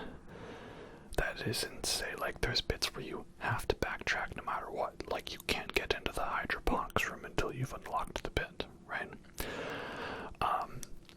But there were very bits where I missed the opportunity to do the thing while I was there. And, I love this bit a lot too. Like we got a security recording of Harris killing this random guy. And, you know, he's kind of insane, and it's clear that he's stealing osmium for Mercer, probably to build his, like, super leveled up 1000 stasis thing. And this is where you're, oh, suit kiosk obstructed. And I was like, wait a minute, is he gonna, like, shove the guy in there when the suit kiosk is trying to close? You'd think that this thing would have some kind of failsafe on it, and this is where I realized, like, oh, I see what's going on. Because we always talked about that, like, what would happen if one of those things malfunctioned and, like, you got, like, caught in the middle of it? That would be bad, right? And then Dead Space Remake was like, yeah, that's what happens. Makes you look like a bloody Pop-Tart exploded all over the place. So then further down into the mining now, we have armored necromorphs. And these guys I really like because there were armored ones in the original, but it basically just meant like you couldn't shoot the legs, and they were very squishy. You could still shoot the body, or they had very long arms. Now these ones are like, oh, you've got only the arms and nothing else to shoot. So I like that. That's very good. And there was a big kill room in there. It's very similar to the original, so I didn't really show it, you know. And now we have another one of my favorite scary moments from the original. It's just like the lights go out and the power's out, and then a vent bursts open, and then everything's fine. Okay, alright, fine, very fine game. But what's great is that I find in New Game Plus, the intensity director does actually make you get attacked there. So now I'm like nervous, like, well, am I gonna get attacked there or am I not? Like, I don't know. I don't know, man, it's scary. And now I like it. Again, I come back through this area I was in before, and like the lights are out now and I can barely see, and I've got to be holding my gun out, walking around, and like, are those guys corpses or are they not? Now the lights are back on. Like, okay. Like, this game actually makes me paranoid again. I love it so much. It's just simple little design choices like that. It's good enough. And oh, okay, no, that's not a body. No, are we good? We're fine. Nothing's happening. Okay, maybe I'll make it away safe. Maybe. Okay, we're good. Just little bits like that are fun. And, yeah, now Hammond's back in and he's just hiding in the vents. Not really doing much, but this is the thing. I'm like, wait a minute. This unitologist is still alive, and they've got the marker, and it's on the crew deck. That's something new. Okay, I'm interested to see where that goes, and make it stop. Make it stop. Turn it off. Alright, turn off the machine. Yeah, good changes for sure.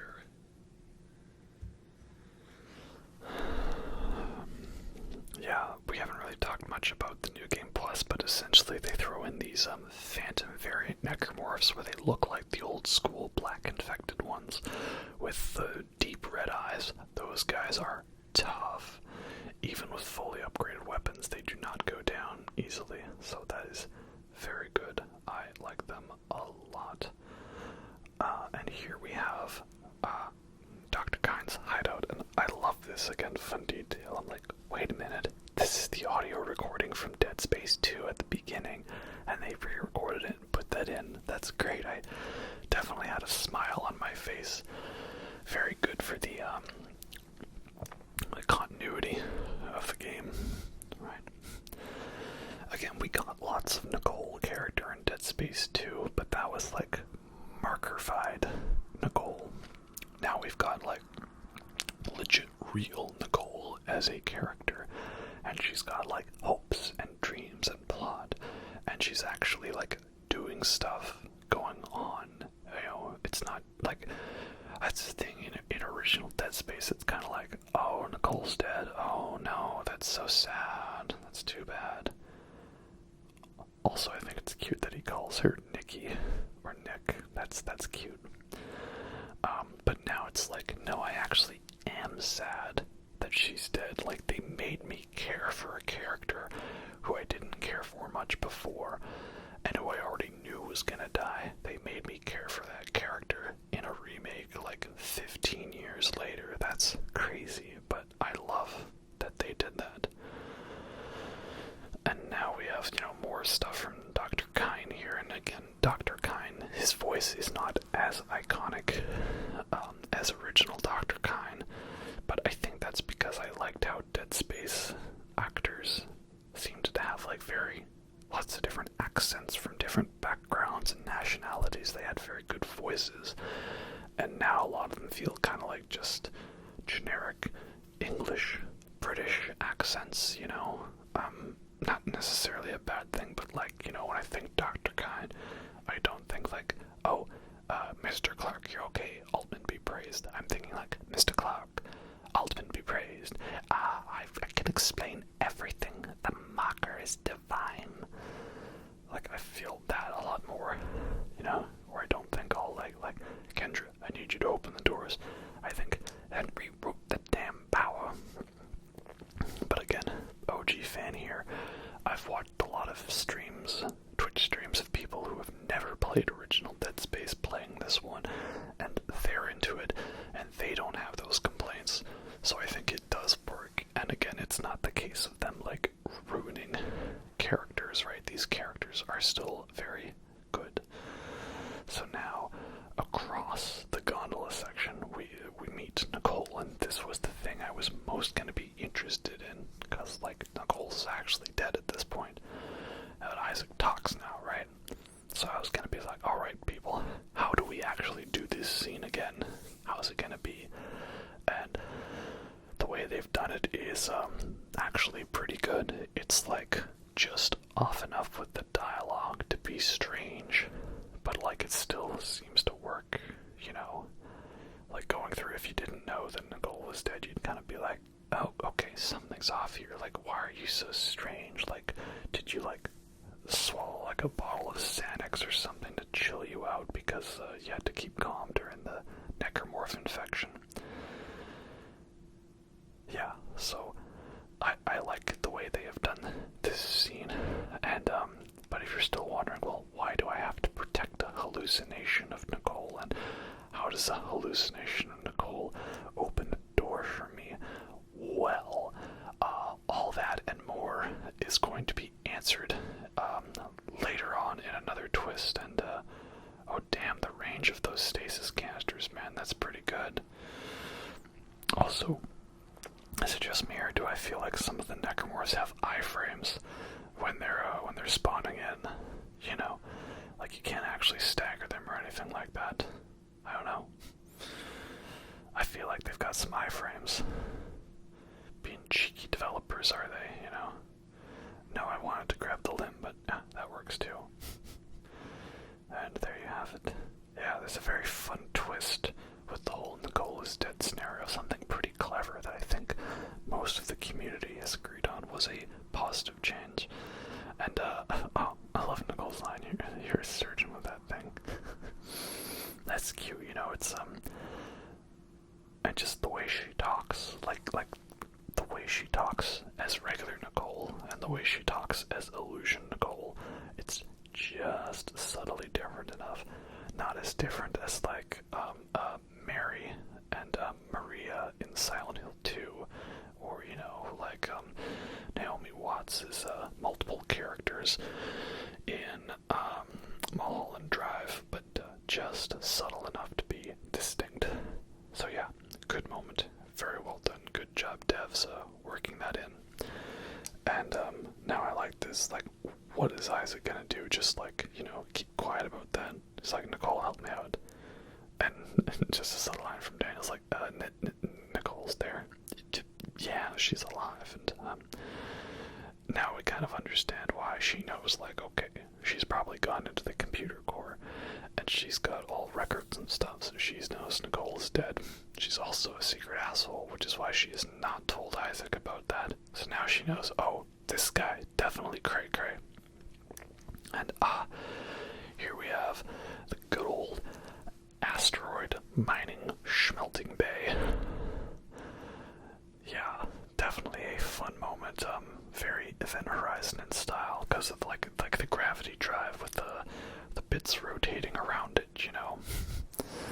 I guess one thing I don't like about this chapter, chapter 7, is it's not like it was a non-linear chapter, but I'm pretty sure you could go to like multiple levels of the mining deck in different orders, and then they even had the logs different depending on the order you did the objectives. And now in the remake it's a lot more strictly linear. It's like you can only go to one level and do the thing there, and then you can only go to the other level and do the thing there, and then finally then you can go to this area. Like, I'm pretty sure it used to be most of it was unlocked already from the start. Also, they did one tiny little change, and that is that there's no actual animation for placing the beacon down. You've like got to do it on like one specific spot, and it just kind of teleports there. It's weird, the one time where I wouldn't have minded having an animation is the time they took it out. But I guess, I don't know, I kind of liked better when they had the animation, so you found out the hard way, like, oh, I can't put it on this side of the asteroid. You know, I've got to do a proper jump and everything. And yeah, it was kind of like not as good because it's like you go to this room and try to launch the beacon, and then you're like, okay, so I have to find the beacon. Then you go and get the beacon and you bring it back here, and then it's like, no, we can't launch it. I've got to put it on manually. So then you go and finally come back here for the third time. Don't really know how I feel about that. A lot of extra backtracking just for them to throw the intensity director at you. So here was I was like, alright, so you're gonna quarantine me and attack me. Yep, okay. Yeah, I know. There's gonna be some infected necromorphs. I've got a stasis canister. I'm ready, send me your best. Yeah, there's a necromorph. Wait a minute, that's the hunter. What are you doing here? You're not supposed to show up for another 3 chapters. Wait, how am I supposed to unlock the quarantine with you in here? I can't kill you. What? Oh my gosh, I'm panicking now. Loud noises. It's happening. Stay calm. Stay freaking calm. Yeah, oh man, I love this moment so much. It was such a brilliant shake-up, a good subversion of your expectations. I wasn't expecting to see this guy for like 3 other chapters, and then they toss him in here, and then they just have a fun bit with like, well, how can I unlock the quarantine thing, Yeah, very great, very awesome. Especially because, again, this guy's real tough. Like, he doesn't stagger as much, and I think he like moves a little faster in this. I'm like, wait a minute, we cannot leave until we loot the goodies. There we go. I need the goodies. It was worth it. Alright, let's get on out of here. And, no, open the door, please. Hal, open the pod bay doors. Oh, I'm getting attacked again. Oh, great. There's more of you guys. Can you just leave me alone, please? I'm trying to do drugs here. Okay, running. Yeah, definitely giving me some Dead Space 2 panic run from the Ubermorph. Just ignore everything and run vibes. Very nice. Also, love the look of the mining section in this. Very spooky, a lot more orangey red than it is calming blue. And, oh lordy, you're back again. And, okay, I'm just gonna run for it now. And, oh, I see what's going on. It's a run for your life, kill everything in your way segment. Out of my way. Yeah, very great segment indeed. I love it. Nope, sorry, you guys will have to catch the next one. Very great, I love it. There was also some elevator fights on this elevator, but it was kind of similar to the first game, so I didn't include it. But there was a nice bit where the elevator breaks, and then you have the lurkers and leapers attacking from above. That was good. Another nice little quality of life change is you can actually look like straight up, which is good. I'm pretty sure in original Dead Space you could not aim up all the way. At least it feels like I have more visibility when it comes to aiming. And yeah, just a nice little detail like, oh yeah, right, the comms array is broken, because that was the whole reason we came out here originally, and we never fixed it, because we've kind of been running around trying not to die from aliens. Very good indeed. And with that, Chapter 7 is complete. So now in Chapter 8, we have the communications array puzzle, which took me a much more embarrassingly long time than I want to admit for me to figure out. Because I didn't, they changed it. I thought it was like old times, where you had to just make a circle. But now it's no, you gotta look at the white stripes on the dishes and then align them. But it's not a simple path, and you gotta do like a weird zigzag thing to get there. Yeah, so that took me longer than I wanted to admit. There was a lot of footage cut out there, probably like 30 minutes worth of me wondering, what am I doing wrong? But it's not just me. I've seen other people be equally not as good as figuring that out. So yeah, it was fun times, but I guess it's good that they switched it up, something to keep it fresh for all of us returning players, and it's not like it was too crazy difficult, just had to actually pay attention. So now we can activate the communications array to contact the Valor, and this guy, his voice is different. I mean, I remember the previous guy seemed more badass, like, this is the USM Valor, we've picked up your escape pod. And this guy's like, yes, I'm in command, this is the USM Valor. Like, that's maybe he sounds like an incompetent guy, which I guess makes sense because, yeah, the escape pod that we jettisoned got picked up, and that's got a necromorph in it. And a lot of people like to call out that as being a bit of a weak plot point, and yeah, I guess I would kind of agree.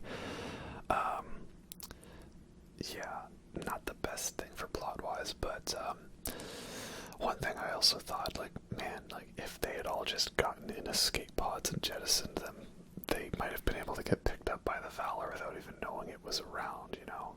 Like, because the Valor was there, and, I mean, Kendra knows that. She knew the Valor was going to be there. That's part of the plot. So now we have, of course, the classic divider. I mean, I do miss that the hallway's not as long here. It was a nice long hallway with the divider. And yeah, they're always a very spooky enemy. I feel like they don't make the sounds as much, though. So yeah, still great. And very fun enemy. Also, you saw Force Gun there. Very fun. Love the way that feels and the way it sounds. Such a good gun. And the secondary fire, the gravity well, is a cool update to it. And the secondary fire is always different in every Dead Space game, right? So now we get to the communications array blast doors, and this is where we're going to see that all is not what it seems. Blast doors are still obstructed. Why could that be? Because the Leviathan is still around. Yes, it latched onto the array after we jettisoned it into space.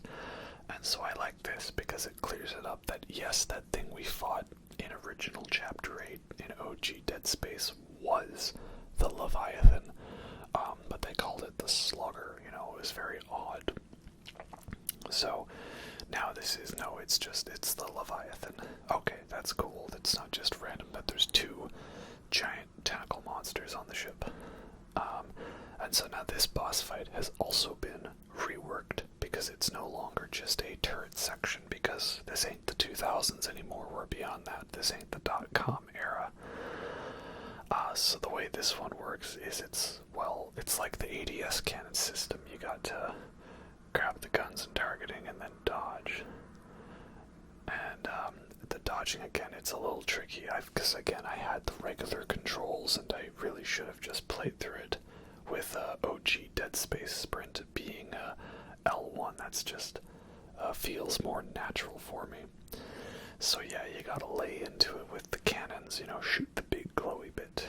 Yellow infected flesh is often a weak spot. And yeah, but when you do destroy it, then the tentacles, they destroy the cannon. So you've got to go and find a new cannon and do some roaming around and stuff. And I really like the way they redid this boss fight, because I always felt the original was just kind of average. It wasn't really too difficult, and the fight got easier as it went on because you had less tentacles throwing random bits of junk at you. But now this one, it ramps up in difficulty as it goes on, as typically most boss fights should. They don't always get easier, right? And now this is nice. You gotta be doing kinesis and shooting at the same time, a whole bunch of stuff. It's great, especially because it's giving you free ammo, you know? So yeah, I really like the way they did this one. Requires full concentration on all parts, and a lot of tactics involved. And also you're out in space, so you get the freeform zero-G going on. But also, you've got the time limit with the oxygen. Can't take too long. Gotta always keep in mind where the air canisters are. So yeah, I was a little iffy on them redoing the first ADS cannon segment because it was a little just straightforward, like a jaunty little spacewalk with a couple of obstructions as opposed to a life or death scenario. But this one now has been reworked. It's a much more intense sequence, not necessarily a free, easy pass. These are good things. And now look at this, it's like shooting all of these mines everywhere, and the tentacles are going crazy, and yeah, like depth charges in space. Very great way to do the fight. Limiting your mobility or else taking damage. Like everything about this. Very good. Great visuals too.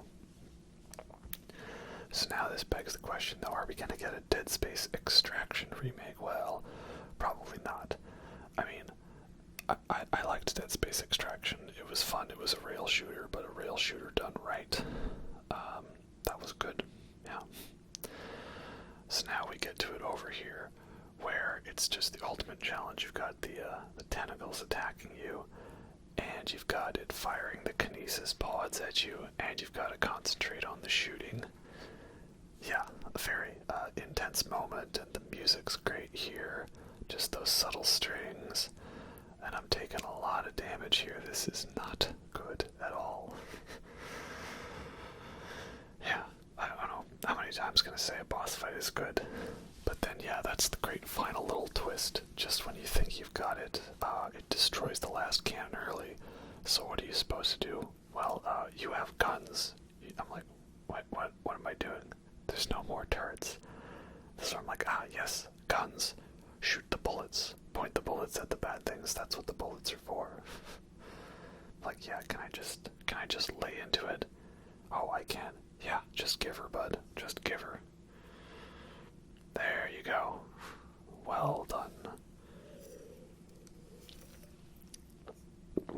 Yeah, definitely a fun little extra panic moment. So now it's dead for realsies, I think, maybe. That's the thing I wonder, is the spider boss from Extraction, was that like the proto-Leviathan? I don't know. And where did this Leviathan actually come from? Because I think in original Dead Space they made it seem like it was a thing that like came from outer space, you know, something big latched itself onto food storage. I can't really recall what the difference in the origin of it was here. But yay, that's a boss fight. Down, very good fight. And now we can communicate with the Valor, tell him not to open the very obviously sketchy escape pod that has a giant monster thing in it that's probably screaming and writhing around. And we can all go home. So yeah, it's a plot point that's not that great in the original game, and it's not that great in this one. I mean, you could have it that like some of these people were like delusional from the marker influence, but it's not really fully explained, so you have to fill that gap in yourself, and I don't know if that counts. Especially because this game makes a much better job of highlighting that the Valor was intentionally here to destroy the Ishimura and the necromorphs. And, oh, that's nice that Isaac says Nicole the last time there, thinking it's the end. But I do feel that shot was a little more intense in the original when you could just see it in the distance slowly coming towards you. Here you can kind of barely notice the Valor before it comes in, but that's just based on the angle of the shot. And this is the funny thing as well, after this conversation I instinctively ran back to the tram area, because that's what you had to do in the original. But here, no, they've streamlined that. You can just go straight in with a little spacewalk. Which makes sense. That's a good thing.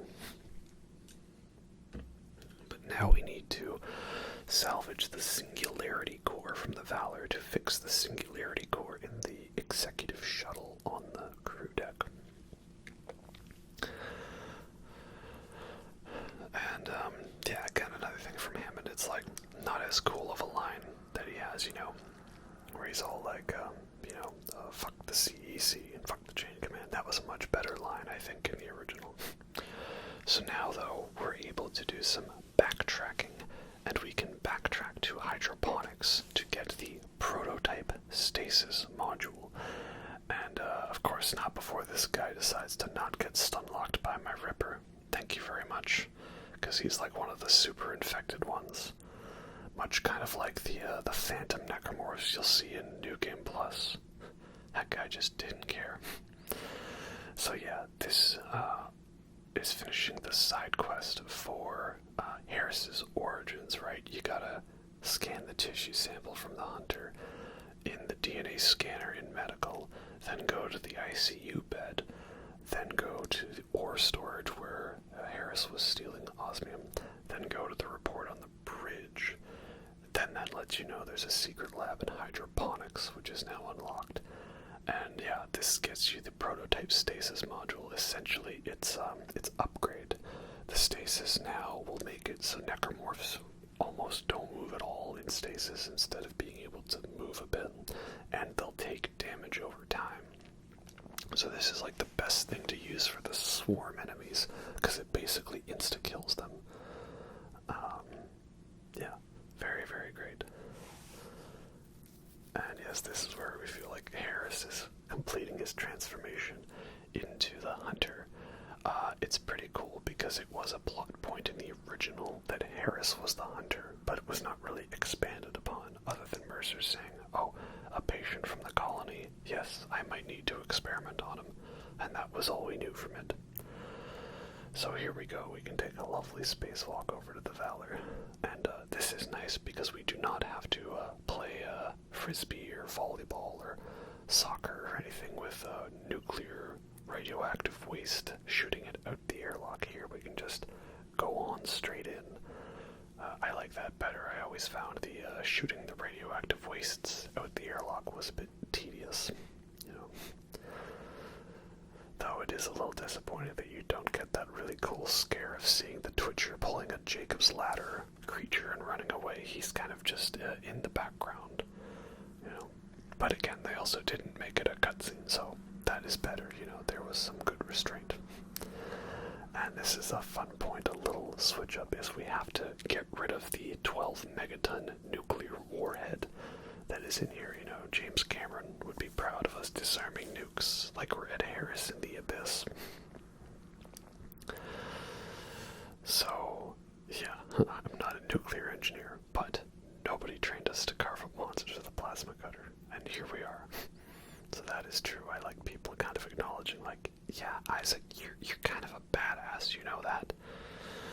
And here we have it, the first of the Twitchers, you know? Yeah, the Twitchers. These guys stream on Twitch and stuff, and they drink so much Monster Energy so they can stream for 48 hours straight. Twitchers, right? Yeah, they're a fun enemy. Very annoying, but fun, you know? The cool thing about these guys in the remake is you can actually, like, shoot the stasis pack on their body, and that'll, like, slow them down and stuff. That's pretty cool.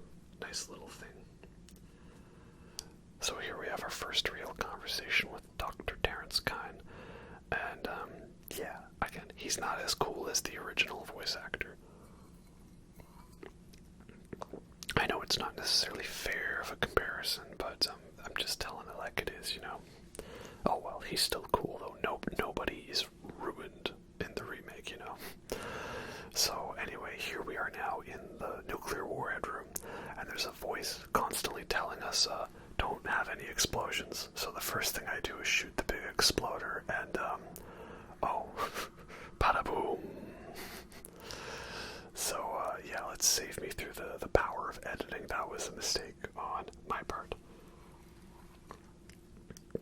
It's a very fun little thing.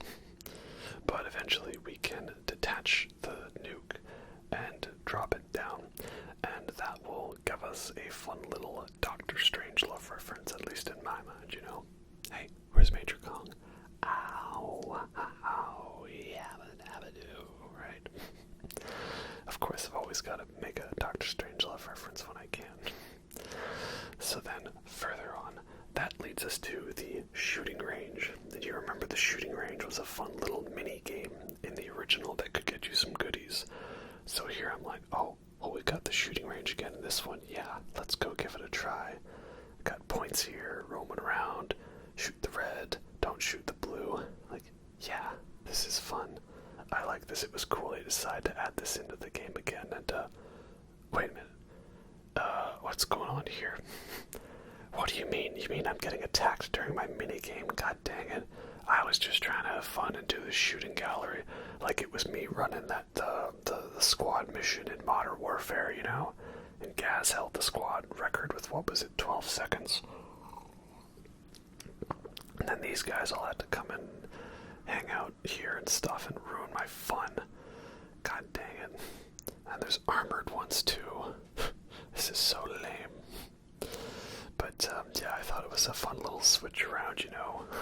This is definitely a joke for the Dead Space fans, right? Rather than them putting in the shooting gallery, it's a secret trap to lure you into a false sense of security and a quarantine room. So a very funny reference indeed. And now the shooting gallery is off lane. Oh, please contact maintenance. Well, that sucks. But at least I got all of my reward locker goodies and stuff, so you still get the bonuses out of it. I'm honestly wondering though if you'd be able to like keep going and shooting it around while those necromorphs attack. That would be fun. But at least they made it worth your while, so that is good. And then we have the cargo bay here, which I didn't realize, but that over there, that's the escape pod. There's a detail I never really noticed before, but that is what it is. And there's a whole bunch of guys that got murdered right away. So, I mean, clearly it wasn't that the marker, like, caused them to open it or something. I don't know, it just, like, went haywire, but see, on one hand, it's like, yeah, it's weak. But on the other hand, maybe it's meant to show how deadly necromorphs are, that, like, this whole trained team of soldiers and stuff couldn't take out one of them. But it's also because they had pulse rifles, which are the technical worst gun in the game, so, I don't know, make of that what it is. This is the big kill box room from the original, but I don't find it as epic as the original one. You remember the cargo hold in, or the barracks in original Dead Space? It seemed like it went on forever, and there was so many enemies in there. It was such a cool room. This one feels a lot more smaller and claustrophobic, but not nearly as epic, unfortunately. But yeah, when it comes to like films, there's movies and games trying to show you how strong something is, I always think of Pacific Rim, where they show all of these badass kaiju fighters and the what is it, the Jaeger pilots, or what do they call the robots again? You know, 2 pilots to pilot a Jaeger.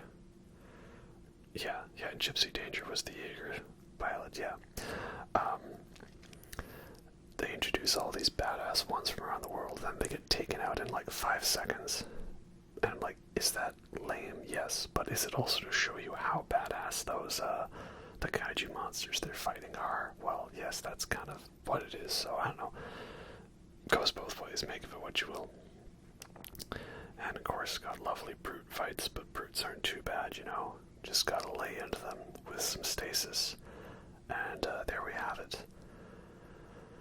I don't know if the brutes are weaker in this one, but yeah, I just feel they go down a little easier, so. Oh well, I guess I'm not complaining. Easier on the ammo. So then we make it through the engines, and here we have the character behind glass, so we know a death scene's coming up. Hammond's kind of losing it here. He's kind of panicking. And clearly it's the markers, like, making him hallucinate that Chen can actually be saved, right? Like, it's trying to, like, dude, shoot the alien monster, but nope. That's gonna be it for Hammond. I guess he does regain his composure at the last minute, and he has a kind of badass moment to shoving the both of them into the singularity core, turning them into, you know, microwaved Pop-Tarts, or pizza rolls, pizza pops, right? So yeah, I mean, I kind of like his death better in the original, where he goes out like a badass, knowing he's gonna die and hoping he saves you guys. But I guess that was cool. It's, what I mean, can I fault it really that much? If anything, I guess it's more realistic that Hammond also starts losing it because everybody's losing it, you know? That's how it is. But, yep, that's it. It's just us, so time to escape. That's weird, spelled just like the word escape. And, yeah, I know, run from the explosions, but also I have to make sure I don't forget any goodies, you know? No goodies left behind, even on the exploding marine spaceship. I guess, one thing I kind of would have been nice if they made it like a timer, you know? And this is a nice fun little cutscene here. It gives me some Dead Space 2 vibes, you know. It's just a little bit of action here, but not nearly so much as action that I feel it would be like an action game like Dead Space 2. Just a fun little entertaining moment. A good balance, I'd say.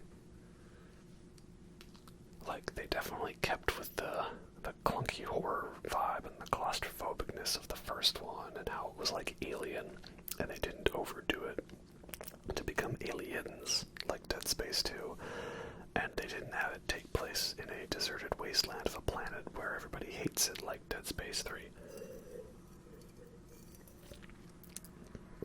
So there we go. We've got the Singularity Core. Time to head to the crew deck and fix the ship. But then, that's the interesting thing is, all the unitologists are still there, like, what's going on with that? Well, basically, they're pulling a Jonestown Massacre thing, or the Jim Jones, what's his name? You know, the Heaven's Gate thing, or whatever, the drink the Kool-Aid, you have to commit Sudoku, so last chance to evacuate planet Earth before it is recycled, whichever all that stuff was, the Porcupine Tree song. So here we are now at the crew deck, and all the unitologists are dead because they want to get caught by the infectors and turned into necromorphs, right? And yes, they did keep it, so you hear a creepy version of Twinkle Twinkle Little Star here. That is a good thing. I'm glad they kept that detail. Very nice. And also, I'm just looting, and then I say, yo, Beyond Metal Fest. Like, they still have heavy metal festivals in space and on Titan Station. Dude, that's awesome. Like, so many cool bands looking on there. Like, yeah, that looks like a real great time, man. Yeah, metal indeed. If only we had the devil horns in this game. That's cool. And Blood of Medusa, that looks like a cool movie. And Dark Field, Endless Darkness. Yeah, man, that looks like some fun stuff. I hope we get more of that. And of course, we have the classic 0G basketball. And of course, as I'm trying to have fun and play my game, I get attacked by lurkers. That's not cool. I was just trying to enjoy my game of basketball here, and they're coming at me. Do you guys mind? But I guess it is how it was like in the original. I guess the only thing that's kind of not as cool is like the 0G basketball. It's a little too straightforward now. Like, you literally just hover and shoot the ball, which you could have done in the original game, if you were boring. But I liked having fun with it. You gotta, jump around the platforms and build up the score multiplier. And then, like, the score multiplier, like, appeared on your back as part of your rig, so you knew what the multiplier was. But also, you didn't need any score. You just simply had to, like, play the game, and it would just be like, yeah, you did that, now you're on to the next round.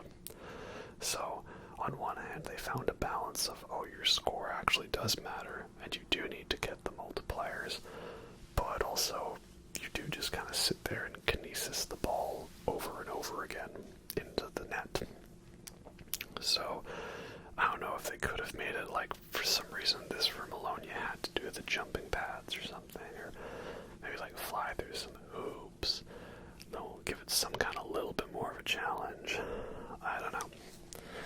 But, oh well, that's the way it is. So, once we've completed the game, I decided I'm going to take these guys and make them taste the power of Wilt Chamberlain. Yeah, that's what you get. I'm going to attack you with a basketball. You just wait there now. I want to get a kill with the basketball, please. This one's for you, Jerry West. This one's for you, Bill O'Russell. Yeah, that one was for you, Michael Jordan. MJ's to go, no cap. And Dirk Nowitzki. Dirk Nowitzki's to go, no cap. And yep, there's still me having fun with the basketball. If I would have tried to carry that, like, as far as possible. And yes, much like the original, they do have it that all the infectors burst in. So, yeah, very good, I knew you you could cheese areas like that by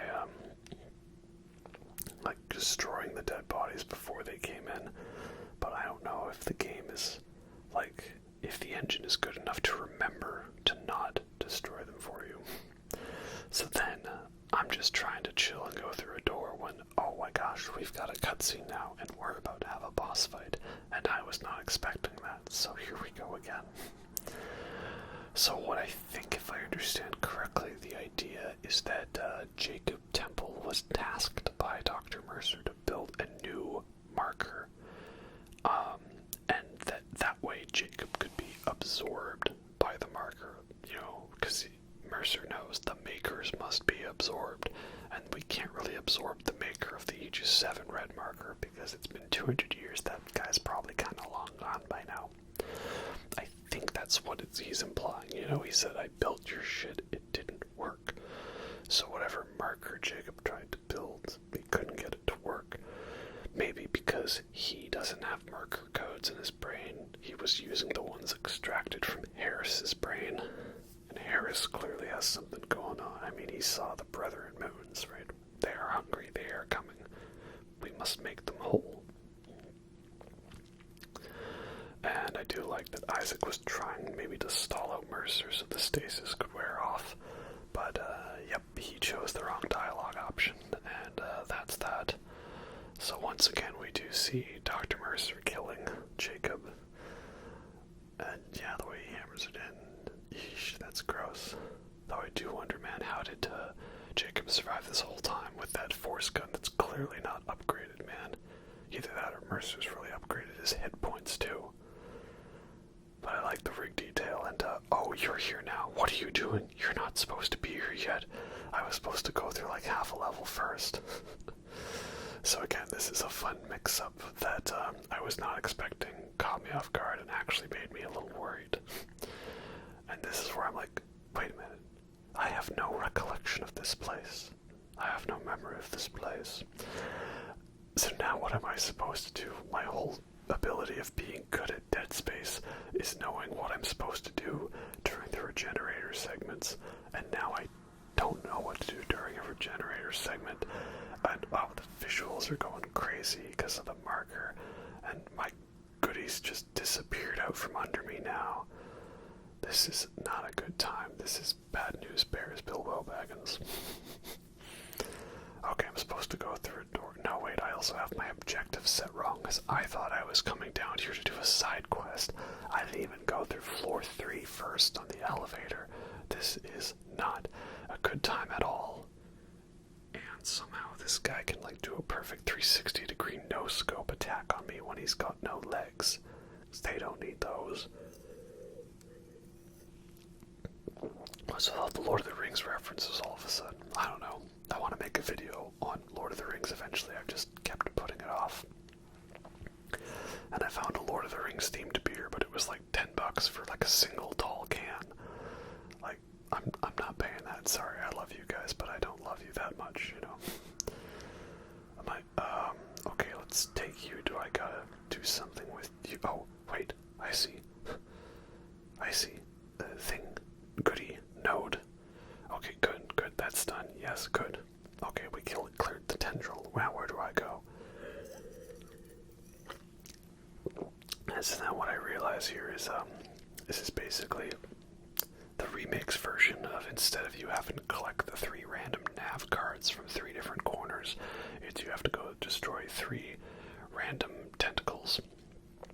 And then that clears the way, and, it's not necessarily less tedious, it's still kind of the same level of tediousness, but I guess it's a little less fetch quests, so points, yay. And so now here we have weird voices and stuff's going crazy. You have like the marker giving you objectives, and there's lots of enemies, and stuff's just all around going weird, and it's going crazy. And what I like is there was this bit in the original where like you walk in and it's just some like looped recording from Dr. Mercer going, and I'm like, yeah, okay, whatever, he's just ranting about stuff, doing his thing, blah blah blah, the next evolution of mankind and all that. Okay, sure, cool.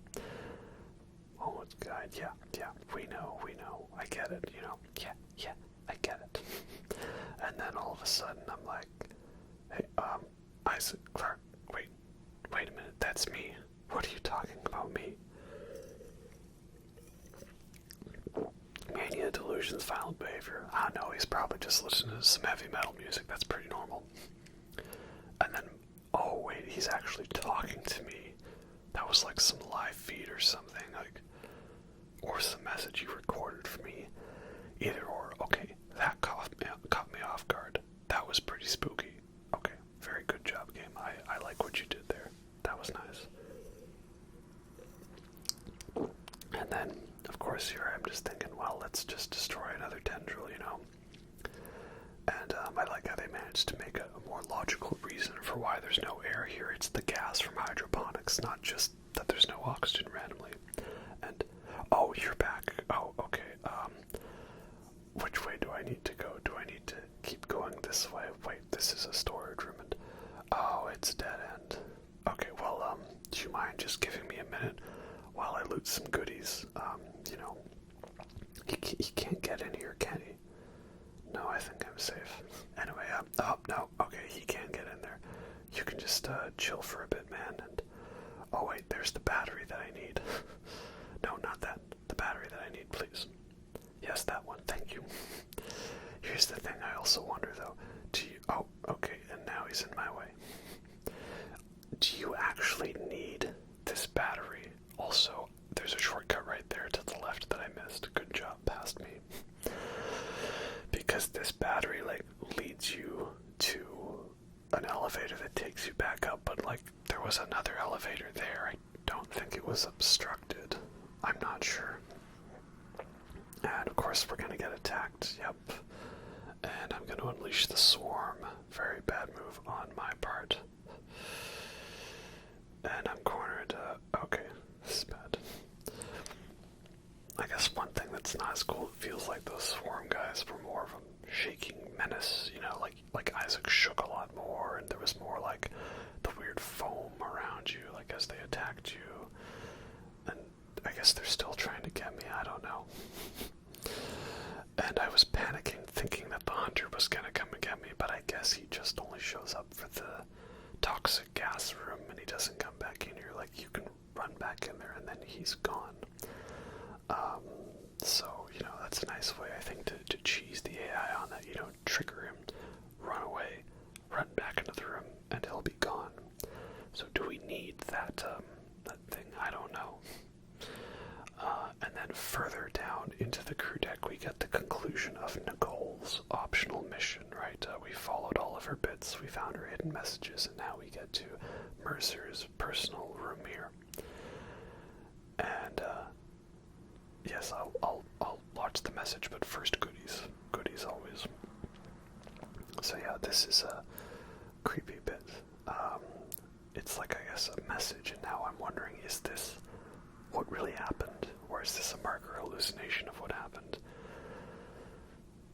But yeah, it's like a message from, I guess, when Nicole was out on the Ishimura. Reiterating from the text log we found at the beginning.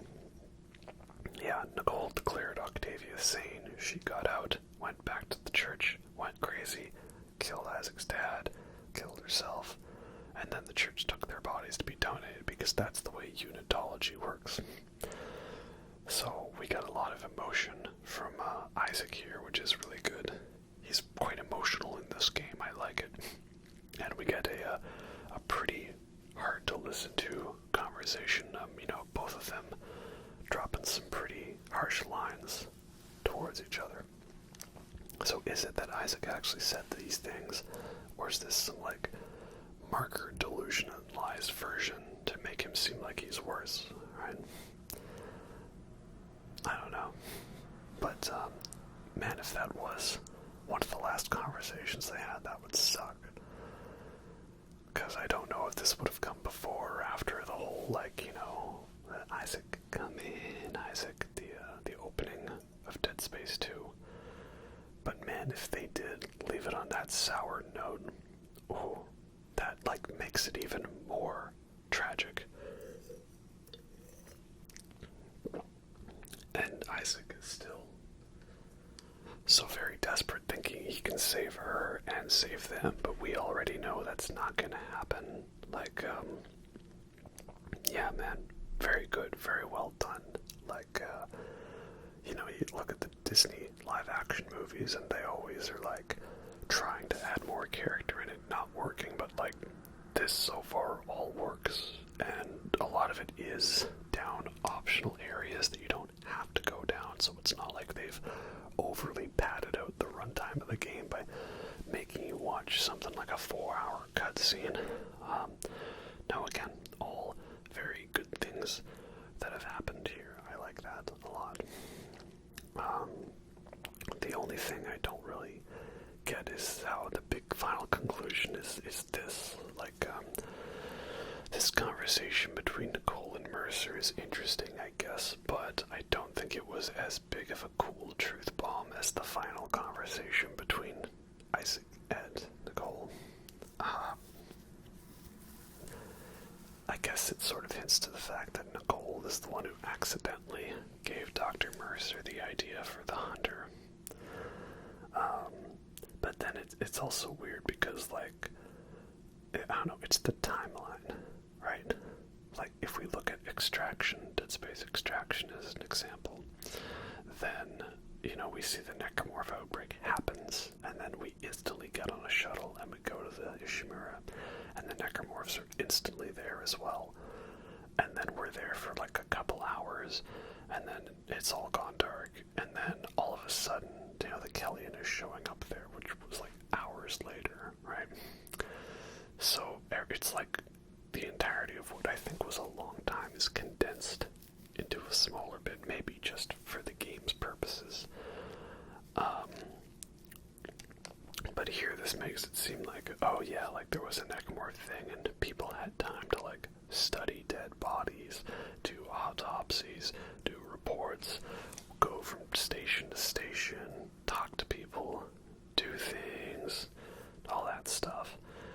And, yeah, I don't know, like, this doesn't seem like the type of situation that I think you would be able to just casually hang out in one area and go to another, you know? It's not like Alien, where we know the alien's hanging out in the basement of the ship and we're on the top and it's safe, but we've got to go into the basement eventually. So yeah, I guess that's the big twist, is that Nicole inadvertently has helped create the hunter. Maybe, I don't know. But in any case, yeah, we destroy another tendril and Regenerator guy shows up, so it is time to run away. Run away indeed. And this is also where I kind of was like, you know what, maybe I don't actually need to hang around and deal with these guys. Maybe I should just kind of book it. Yeah, that's a good idea, you know. It's funny in subsequent playthroughs how you can just, like, basically just go on and give her. And Force Gun OP, Force Gun for the win. It looks so good in this game. It just peels the flesh right off necromorphs.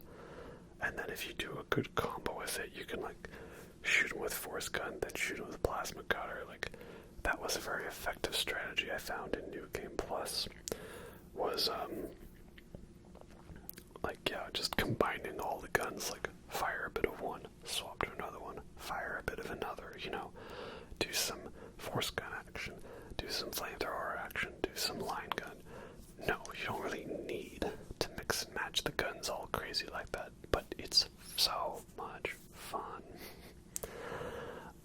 And then the other area I didn't really show you was the last tendril you destroy, which leads you into the captain's quarters, and oh my god, that's a Cthulhu monster, alright. That's the Hive Mind. And yeah, it's not too much happens there. There is a cool marker room, though, the captain's room, but you will see that later for the secret ending, which I have included in this video, and it's why it took me longer, because I had to do multiple playthroughs, you know.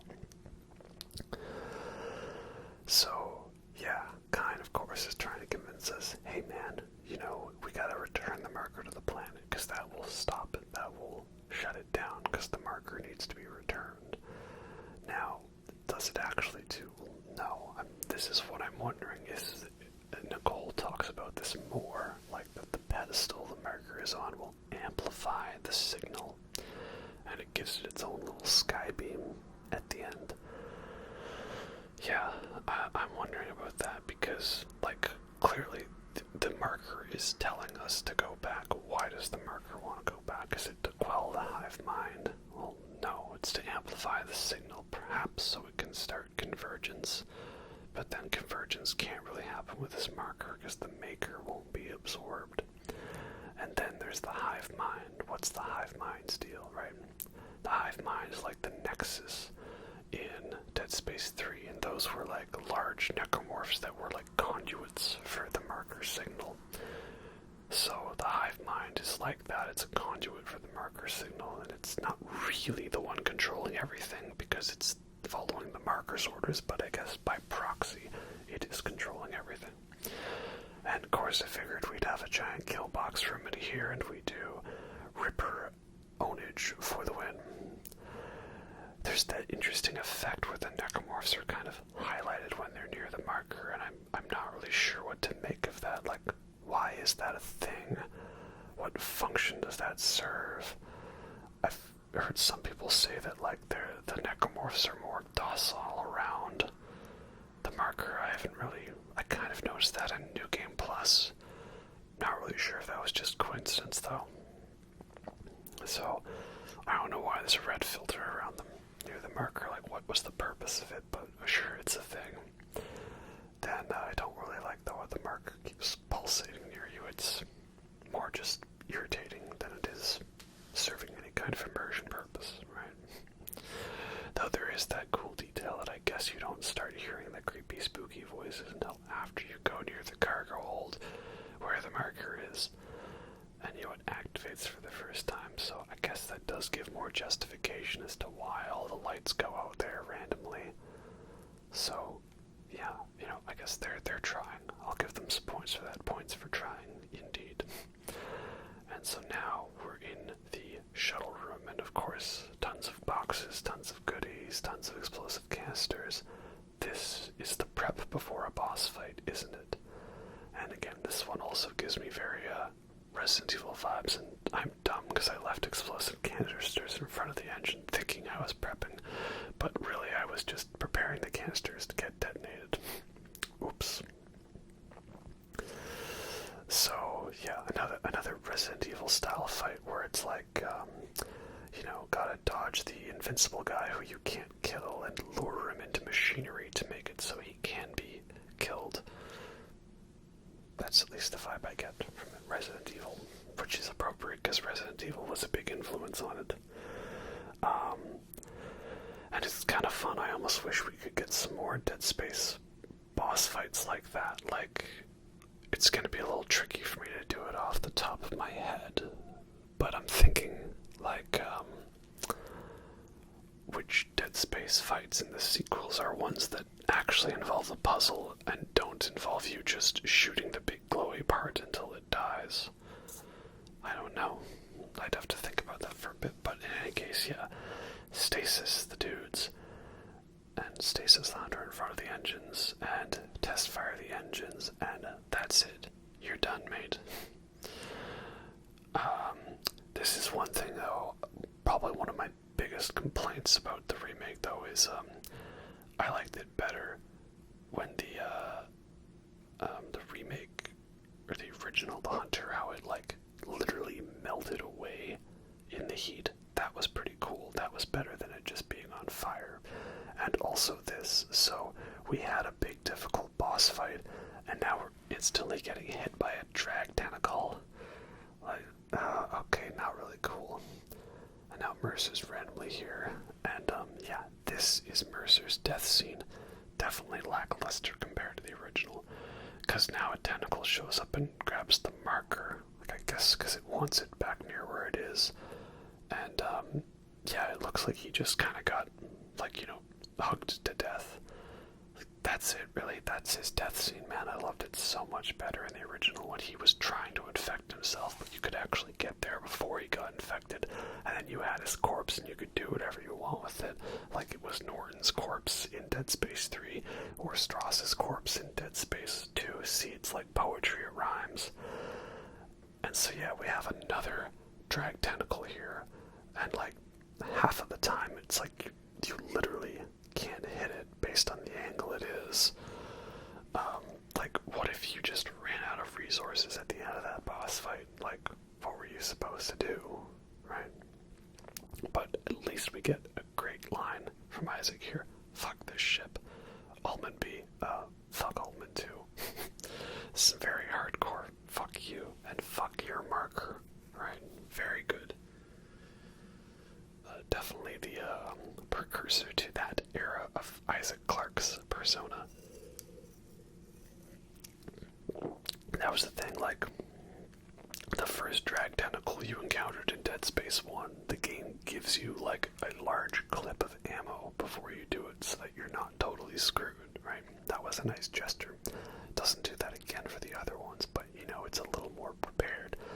But here it's, like, hitting you right after a boss fight, like, and then also this means you don't get a power node from killing the hunter, because you never can get back to where his corpse was.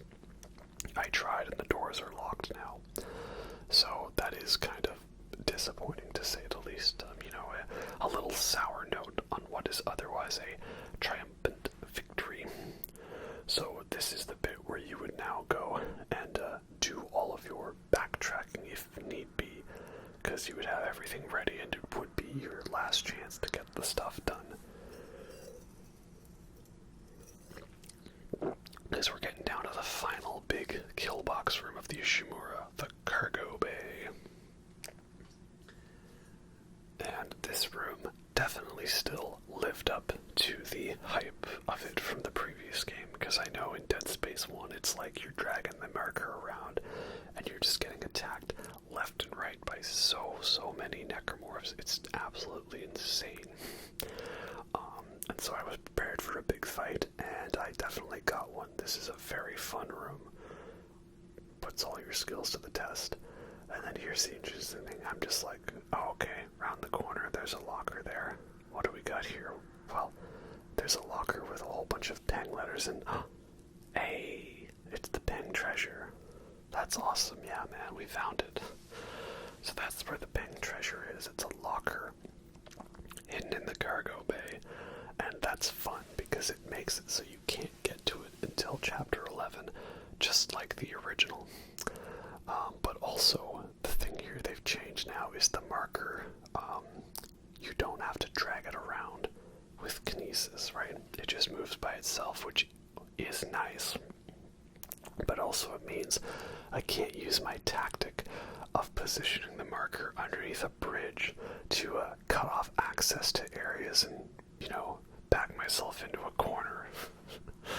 You stop doing this to me, game. You're ruining my play style. I don't like that. Okay, that was a kinesis fail. Do you mind just... Thank you, there we go. Yeah, there's like infected necromorphs, exploders, pregnant ones, lurkers, armored ones. Just throws so many enemies at you. It's great. There's even a guardian in here now. I love it. And here we have audio log. Okay, let's pay attention. He tried to build something to start converging.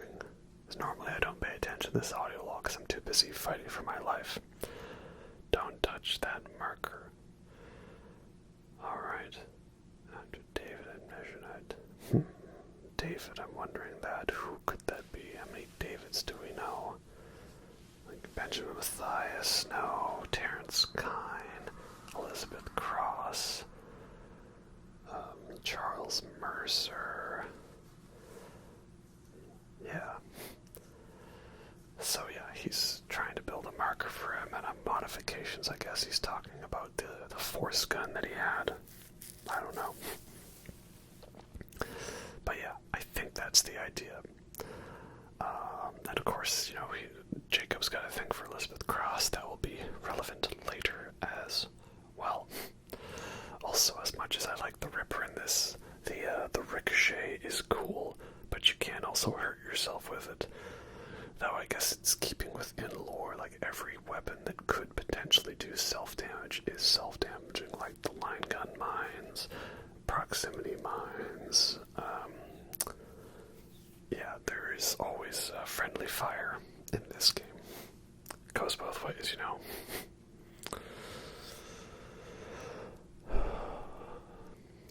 But yeah, it's a fun room, a lot of stuff to it, and I just like how it feels a little more like fun rather than tedious, because let's be real, the whole dragging the marker around with kinesis for 2 levels straight. Can you go through that bridge now, please? Thank you. The whole dragging the marker around kinesis for the last 2 levels of the game is very tedious, and oh, you had an impressive sprint there, bud. You need to take a seat now, don't you? So I like that it moves automatically. I guess it's annoying that I can't use it to stall bridges, but it's an exception I'll have to make. You know, we'll take it.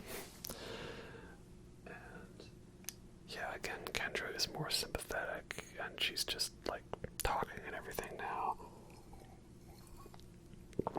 We were all worried about them adding dialogue for Isaac, and they said they made rules as to how they were going to do it. I'd say they did a pretty good job of adhering to those rules and making it all work. And he was from like, I hear noises, and hello, good sir, can I help you? No. There's one time where you come back in here where it like plays like the holographic recording of Jen getting killed. Just kind of interesting, but kind of pointless. And oh man, the quarantine bits with the low lighting and the fog, it's just so much scarier. I like it. But then also now we have more delusion stuff. Isaac hallucinating stuff from Hammond. The lighting effect is going crazy. That's the thing, it's not like the game is necessarily more crazy and intense than the original. It's pretty much the same gameplay-wise. It's just that all of the effects and the style and the look to it have gone into contributing to make it feel that much more intense, you know? You didn't get this level of darkness and lighting and fog and all that in the original. You didn't get as much of like the 3D audio in the original. So yeah, again, all positive changes. But again, not perfect.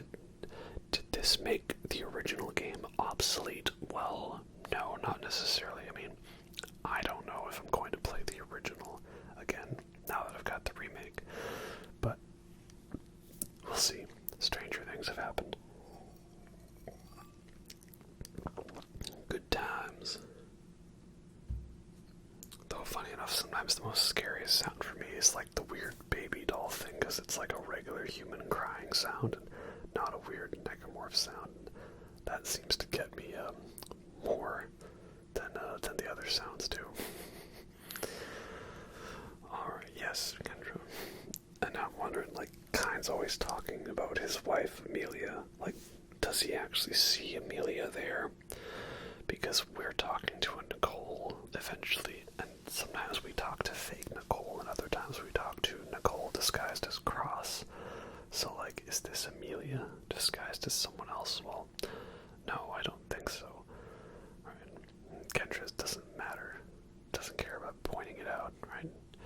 And she's trying to hide the fact that Isaac is delusional about Nicole because she's a secret asshole, and she's planning on betraying him, which sucks, man. I mean, I think if she just explained everything to Isaac, I think he would have been on her side. Well, maybe not. Who knows? We can only speculate.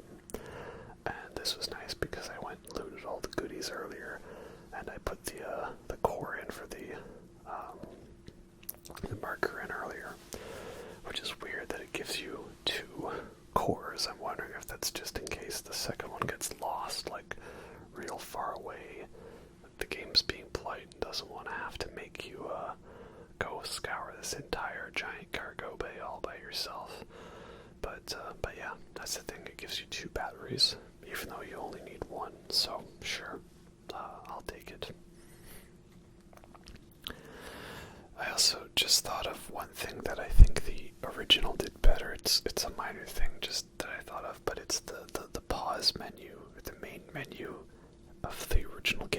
fun little Easter egg where if you scrolled through the menu very fast, like the music started picking up in intensity. You know, like the player was panicked, so the music starts going up in intensity. I thought that was a fun detail. I always thought it was pretty funny. But, yeah, there's not really that anymore in this game, unfortunately.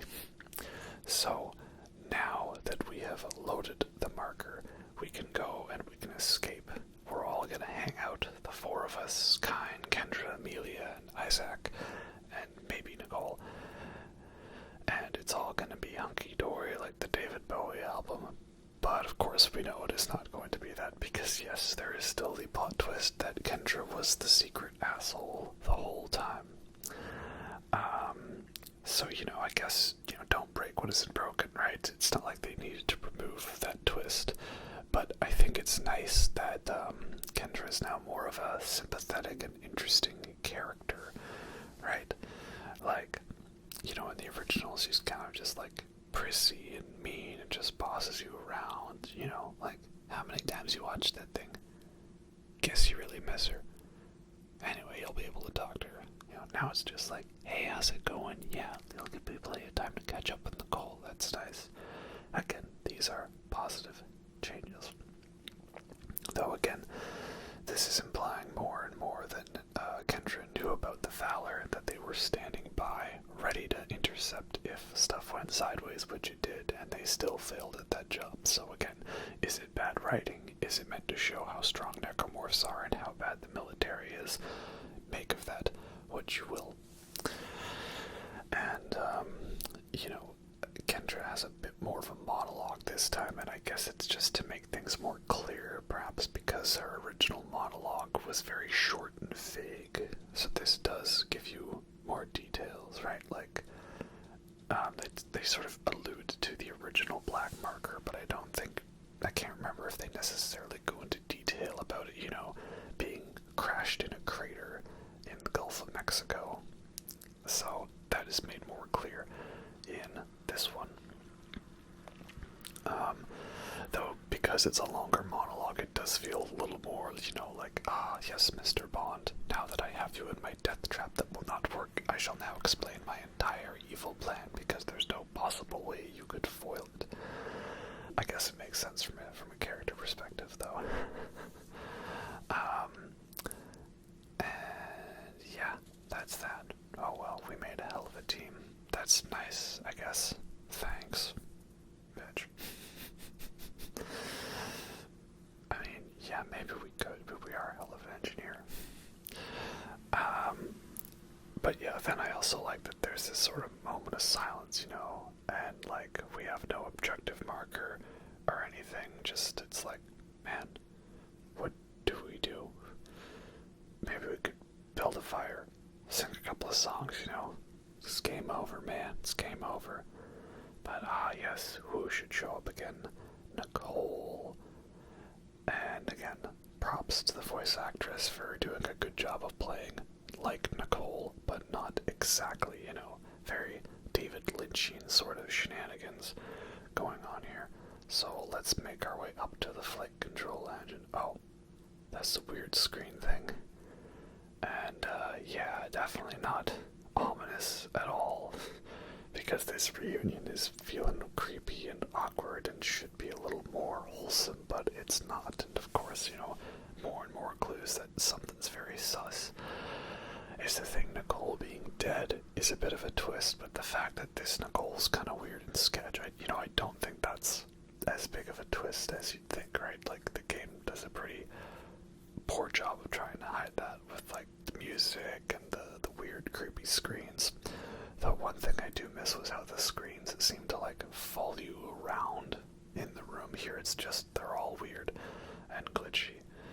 Not necessarily as a cool of a concept, but oh well, that's how it is, right? We could nitpick little differences here and there, but ultimately the general experience of the game is similar enough, and you know, it's got the whole intensity director working for it, and there's just so many great moments I have with that intensity director. I love it so much, especially when you get to the end of the game and you're doing the backtracking, because now like the Ishimura's is falling apart, and stuff's going crazy. The ship's being banged around a lot, and stuff's exploding. And that's a creepy line from Nicole, who can't escape their fate. Yeah, babe, are you okay? You sound like you've been watching too much Evangelion. You know, you need to go to therapy. Yeah, there's just so many crazy necromorphs getting thrown at you. I love it. It's why you shouldn't leave the backtracking for too late, because that will make it more difficult. Because now there are more necromorphs that you could get attacked by, right? Because they've spawned in. And I always love these disguised video game lines of, you know, secret way of telling the player, hey, by the way, this is the point of no return. You know, once we get on that ship, there's no going back. Like, hint, hint, player, hint, hint, wink, wink, you know. Though it is funny that after all that, there's just a flat-out message that says, hey, you can't go back anymore, right? Kind of kills the immersion a little bit, I guess. I don't know, but I guess it's alright, you know. It's nice when games have that, you know. Who knows, it could go either way. It's like in Mass Effect, every one of those games has a fake point of no return. There is the point of no return they warn you about, but it's always like a bit late, like, you know, going to Vermeer in Mass Effect 1, doing the Reaper IFF in Mass Effect 2, and doing the Elusive Man's base, what is it, Mass Effect 3, or something like that, yeah. Always a hidden point of no return where something big changes after the second last mission, so that your last mission's the only option, right? And this sequence is cool. I was kind of wondering how they would do the whole traveling down to the planet without a loading screen or anything, or, you know, how would it work? I guess it's a nice way to kind of cut corners, having the weird fade-ins, fade-outs, but I think to me it would have been really cinematic if it was all just one long shot.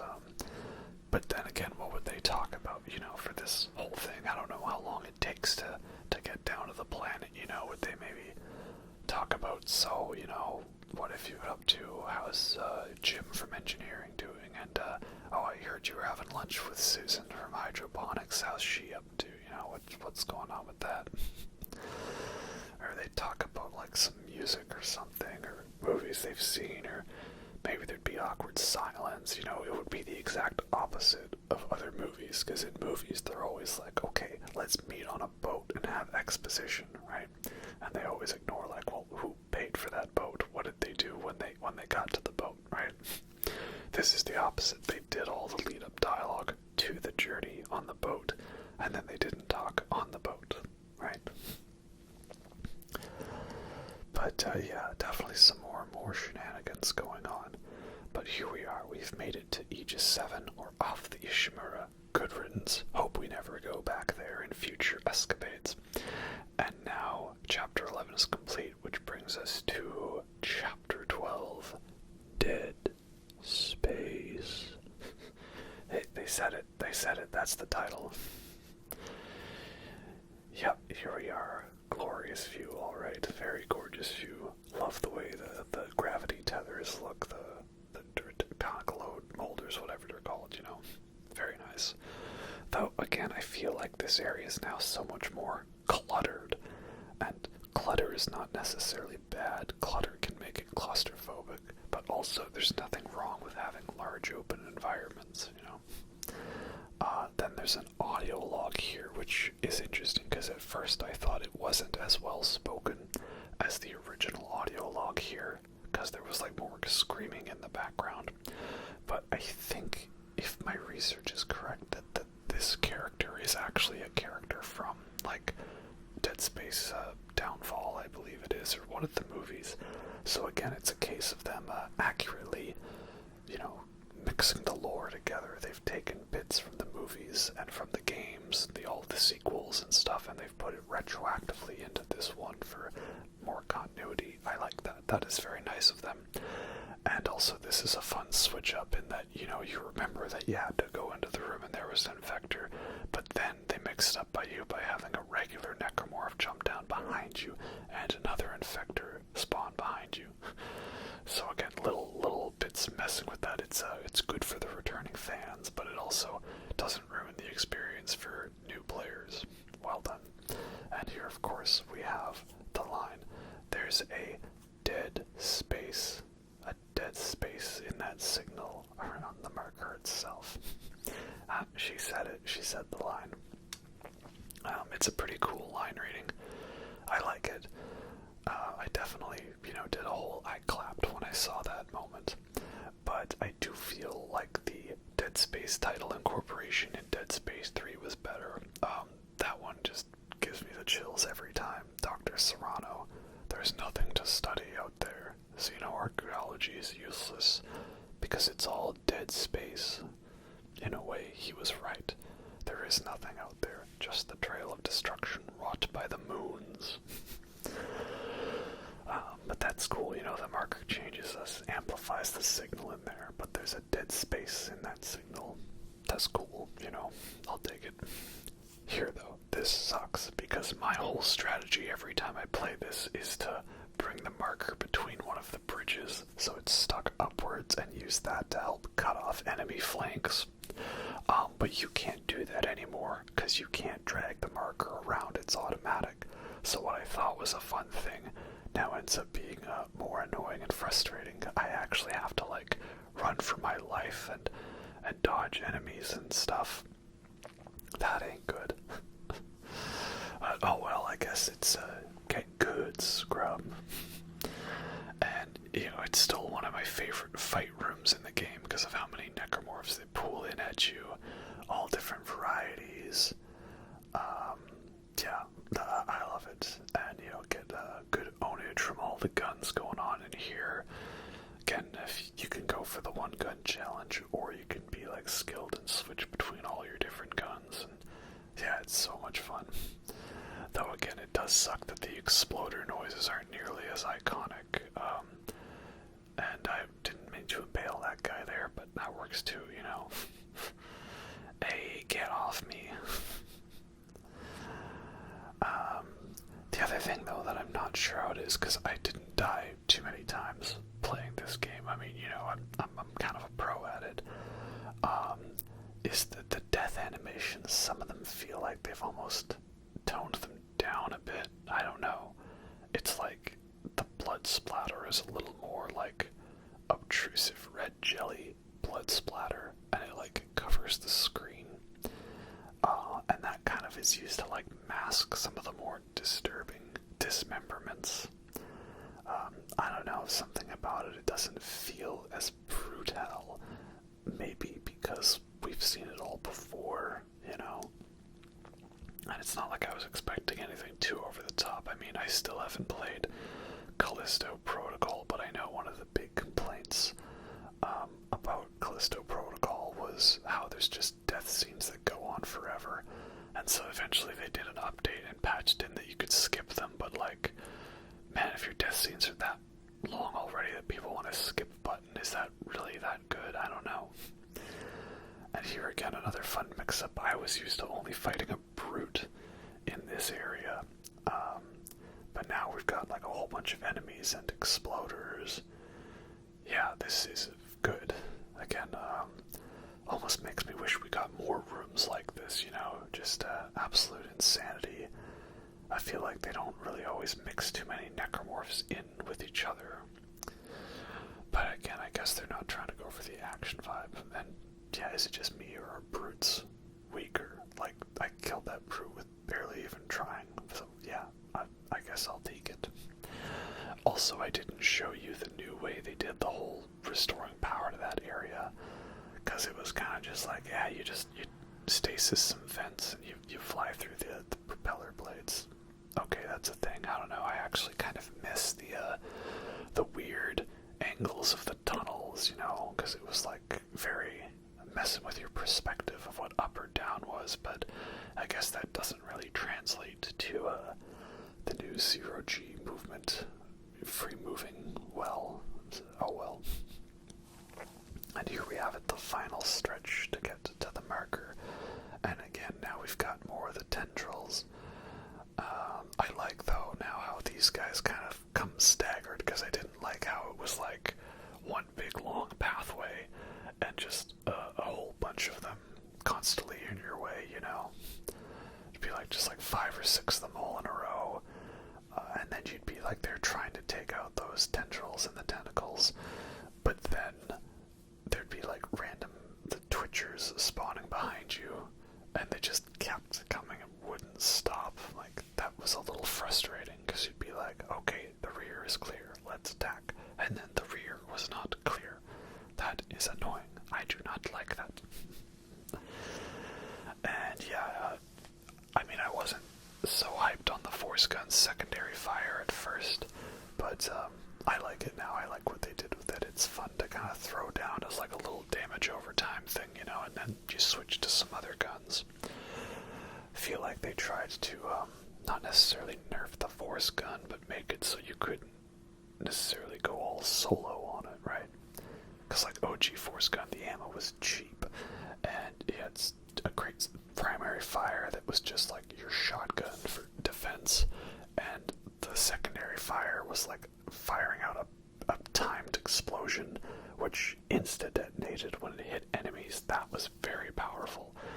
And then they redid it in 2, where instead it was like the sort of laser shot. Not as cool as big explosion, but at least you couldn't damage yourself with it. And it was nice because then you essentially had short-ranged and long-range attack. Very good. And then in Dead Space 3 it was kind of similar, but a little different. And plus you didn't really bother with the Force Gun as it was. You know, you took part of a Force Gun and you did that, you know, because I would always have like a chain gun or something, or a big rocket launcher for big spray and pray, you know, with Force Gun to knock the enemies back if they got too close or had to reload, and dual mag, of course. But there we go, that was the big final stand, and we've got the marker. It wouldn't be a 2000s remake of a game without a sky beam coming up. So yes, we've returned the marker, and I think the idea is this is going to amplify the singles, so perhaps it can, maybe this allows it to call to the Brethren Moon. You know, now I'm not sure we have to amplify the signal, but it's not to make a moon, and it was to quell the Hive Mind. We are whole again. But it's not whole, because there's no moon, and it's not a convergence event. But convergence is a thing now, we know. You see, the more I talk about it, the more I'm like, yeah, I totally understood it. I knew everything that was going on, and then I'm like, you know, do I actually? I don't know. This is nice. I like this. You get to see all the individual tethers exploding, and like debris falling down from the sky, which, yeah, that's accurate. That's how it would be. You know, okay, yeah, that's coming down. We gotta get going. This is where I'm like, wait, what? Okay, now I do have to go in the room there. All right, let's go do the thing. Now, this I thought was weird, though. It's like Isaac looks down for like 3 seconds, and all of a sudden Kendra's there, and she's brought Nicole like all the way back over. Like, let's count it. I was like 1, 2, 3. Yeah, 3 seconds basically. Like, where did she come from? Was she like secretly hiding underneath the marker the whole time? I don't know. Oh, she was hiding in the starting room from Dead Space Extraction that you guys walk out to at the beginning of that game. I get this. And this is the thing I still don't understand. This time, watched the end. Okay, so he didn't watch the full message. And is it he didn't watch the full message? Oh, maybe because he didn't really care what she had to say, because of their last conversation was him getting mad about his parents being dead. Maybe that's why. But the other thing I don't get is how Nicole has this very cryptic message. Like, you'd think you'd open the message and be like, Isaac, there's aliens and everyone's dying, help. But no, just like, Isaac, it's me. I wish I could talk to you. Right? Like, I don't know. It's just some of the things, I'll admit it, this game is not perfect. The original was not. The remake is not. There's a lot of things that don't make sense, especially when you think about it. But do I love it all still? Oh, absolutely, yes I do. Just roll with the punches, you know.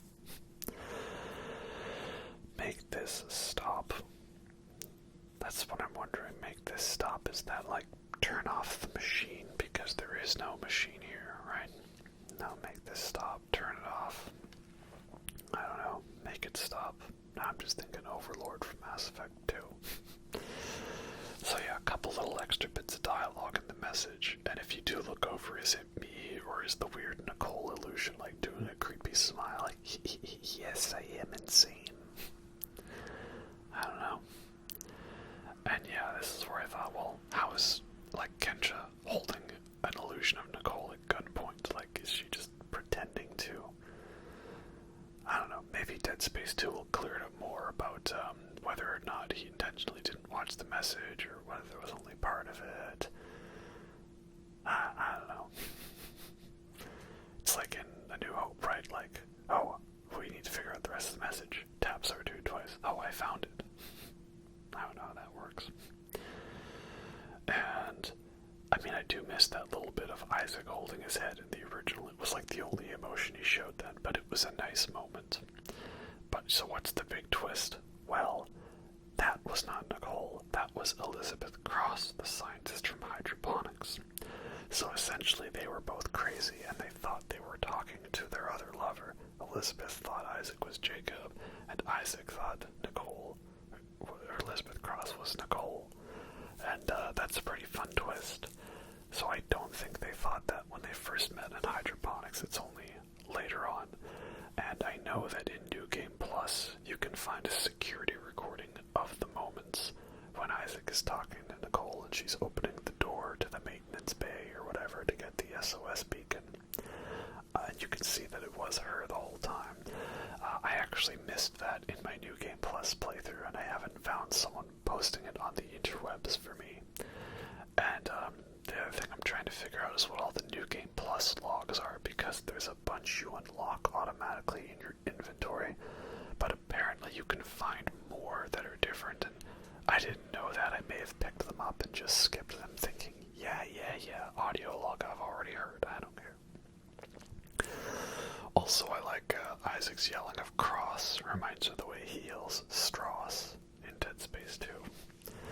So yeah, Kendra kind of sucks. That's not very cool. You know, we had a whole thing planned out, and it was going to be a great party, and now that is ruined. So I guess nothing left to do but see if we can make it back to the shuttle before she does. Yeah. And we get that final build music, and we can hear that the Hive Mind is upset at this. It doesn't want the marker to leave. Why? Because it needs the marker back in the pedestal to be whole, and the idea is that it's going to use that as the conduit to call out to the moons. Maybe. I don't know. Then again, there was that one Brethren moon that was awake for like 5 minutes and it managed to call out, so I don't know. But in any case, we get our final room of goodies and our save station, so we are ready to rock this final battle. Here we go. Again, I like the updated dialogue here. There's actually a bit of a standoff between them, and you can tell that, like, Kendra doesn't necessarily want to kill Isaac, but also she knows he's kind of cray-cray, so she can't trust him. And yeah, it does suck. Instead of me thinking like, yeah, you smack that girl up, I'm thinking, oh, like, fuck, man, I wish we kind of, like, could have worked together. That would have been nice, but this ain't it. And I like that Isaac's still trying to help her out, even after all this, so, eesh. That's a brutal death, you know. Like, again, I'm not saying I was on her side or I understood where she was coming from. It's just, now she actually has a lot more of a character, and she appears a lot more sympathetic to Isaac, and it's all part of the deception. But, ooh, here we go, the Hive Mind. Time to fight a giant Cthulhu monster. And, damn, what a great line from Isaac. Like, we knew Gunnar Wright was gonna bring it. And he really brought it. I'm actually very impressed how many great lines he got to say, because, we'll be real, for the most part, a lot of Isaac's dialogue is reworked dialogue that other characters would say, which is fair enough. You know, it was good dialogue in the first game, and now it's just revamped, so he says some stuff, right? And already in this fight, I'm like, oh, okay, he's got some new attack patterns. That's nice, like the whole shooting out the mines there, the orbs. Alright, that's a new trick. I haven't seen that one. Okay. Oh, that's bad. That's close. But then he still does the tentacle thing. Like, yeah, that's good. It's funny as well, like, when I did my Dead Space speed run to prepare for this, like, the Hive Mind did a whole bunch of attacks I've never seen it do before. Like, it opened by spawning in two of the pregnant enemies. Like, at the very beginning of the fight, like, I almost felt like he was showing me everything he was capable of doing. So that was fun. And this is where I'm like, okay, well, I've gotten down to two of the glowy weak points, and he hasn't grabbed me with the tentacle yet. Okay, maybe they're switching things up a bit, I don't know. This was also a bit where I kind of wish I had old controls, because I find doing L3 makes it a little difficult to, like, sprint or strafe to the side, right? Like, it's easier for me to click the stick and go forward than it is to click and go sideways. It just doesn't work with me, I don't know. So now I'm like, alright, what tactic do you got for me now? Oh, I see, he's calling out to his buddies. You know what, I like that again as well. That's good. The funny thing is that Dead Space is all about dismemberment and stuff, right? That's part of the game. But then when it comes to boss fights, the dismemberment kind of goes out the window, at least in the final boss fights, right? Like, original Hive Mind is basically made for the plasma cutter or the pulse rifle. And then you've got Dead Space 2, which is like, hey, you know, we spent the whole game doing strategic dismemberment. Well, now we're going to have to do crowd control instead. And it really sucks that ending is basically made for the contact beam or the force gun. Not really for so much the plasma cutter. I've never done the one gun challenge on Dead Space 2. I might have to give that a try. And then in Dead Space 3, well, the final boss is pretty easy, pretty straightforward, because you have a giant platform that allows you to just telekinetically pull the limbs off of necromorphs, so you just go, your limb is mine, and your limb is mine, and your limb is mine, and your limb is mine. And it also gives you super stasis. And this is where I'm like, oh, that's another new trick you've got. Well, oh, I see what he's done. You've blocked off the area for me, so that now I have less room to strafe around. Okay, you know what? That's actually a pretty clever tactic. Very good. I mean, sure, the whole, like, dodge to the side is quite rudimentary. Okay, you know what, Ripper, this ain't it. I was trying to conserve plasma cutter ammo, but this ain't it. Also, that's some nice tracking you got there, man. Have you been hanging out with the Dark Souls and the Elden Ring bosses? I feel like you have. This is where I'm like, oh, okay, I'm gonna have to time it a little better to, because I have less room to strafe. Again, it's such a simple little detail to do, but it's one that works quite nicely. Yeah, you've been hanging out with the Dark Souls and the Elden Ring bosses, that's for sure. And again, I need to work on my sprint with this. Again, old controls were definitely the best for that. But yeah, I like what they did with the fight. I liked the original fight, but what was it the best part of the game? Well, it was definitely more of a spectacle thing, and I never felt like I was in danger of losing the fight, except for the tentacle grab bit at the end, and even then, if you're using plasma cutter, it's not too bad. This is like, oh, okay, now he's like doing multiple hits on me. Okay, I see where you're at now with this. It's like he's mixing it up for the last couple. The only thing is, though, it does end up becoming a bit more tedious than entertaining when you do get it, right? Like, yeah, you're gonna slam me like 4 or 5 tentacle hits and stuff, and you have like horrible aim, I guess, but but you've also got that one tentacle there that you probably could take me out with. I don't know. I mean, I also do miss contact beams, alt fire, right? The knockdown thing. But oh well. It's fun what they did with it.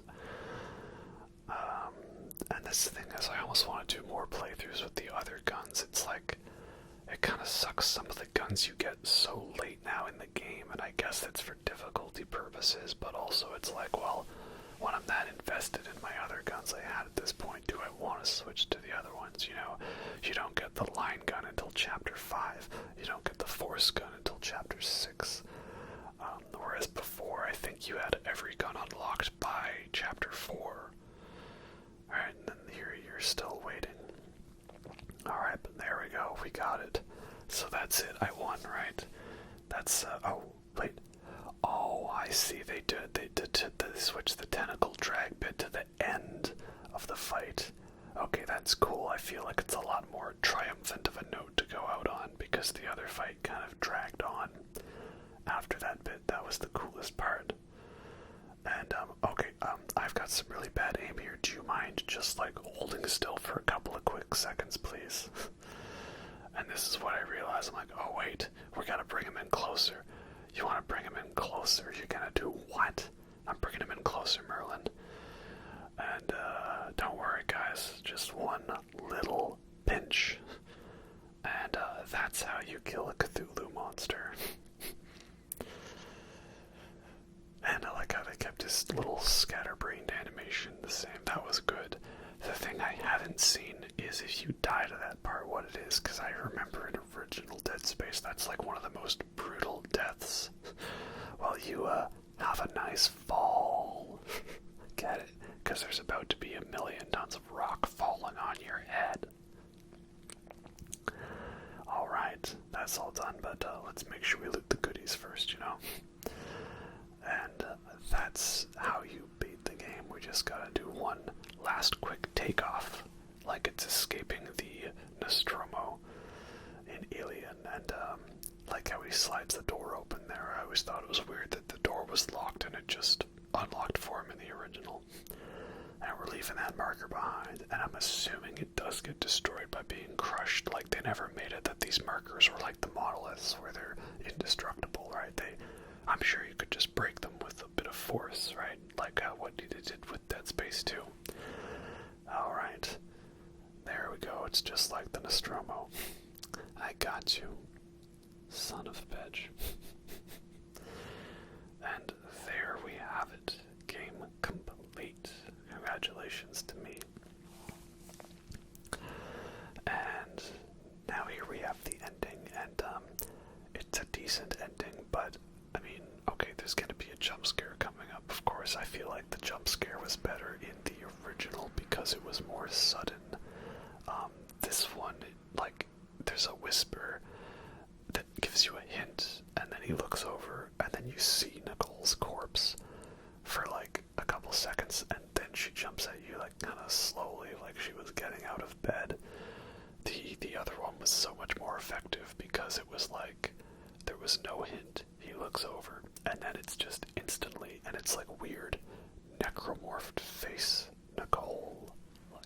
I think that was more effective, though I've seen it on some people where they play it, the frame just kind of stutters, so it's like just a quick flash of her face or something. Like it's, I don't know.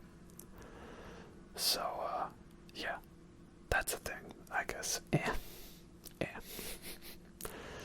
But, we're not done yet, because if we go through New Game Plus, we can collect 11, is it 11, I think, 11 marker fragments. We are whole, you will know, you will see, like we see you. You take all these marker fragments and you bring them here to the captain's room, where he's got that weird, you know, marker shrine thing, you know, like Conrad Werner's shrine to Commander Shepard.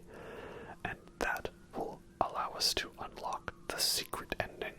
And so I'm not sure if this secret ending is now meant to be the canonical one, because in a way it could tie more into the beginning of Dead Space 2.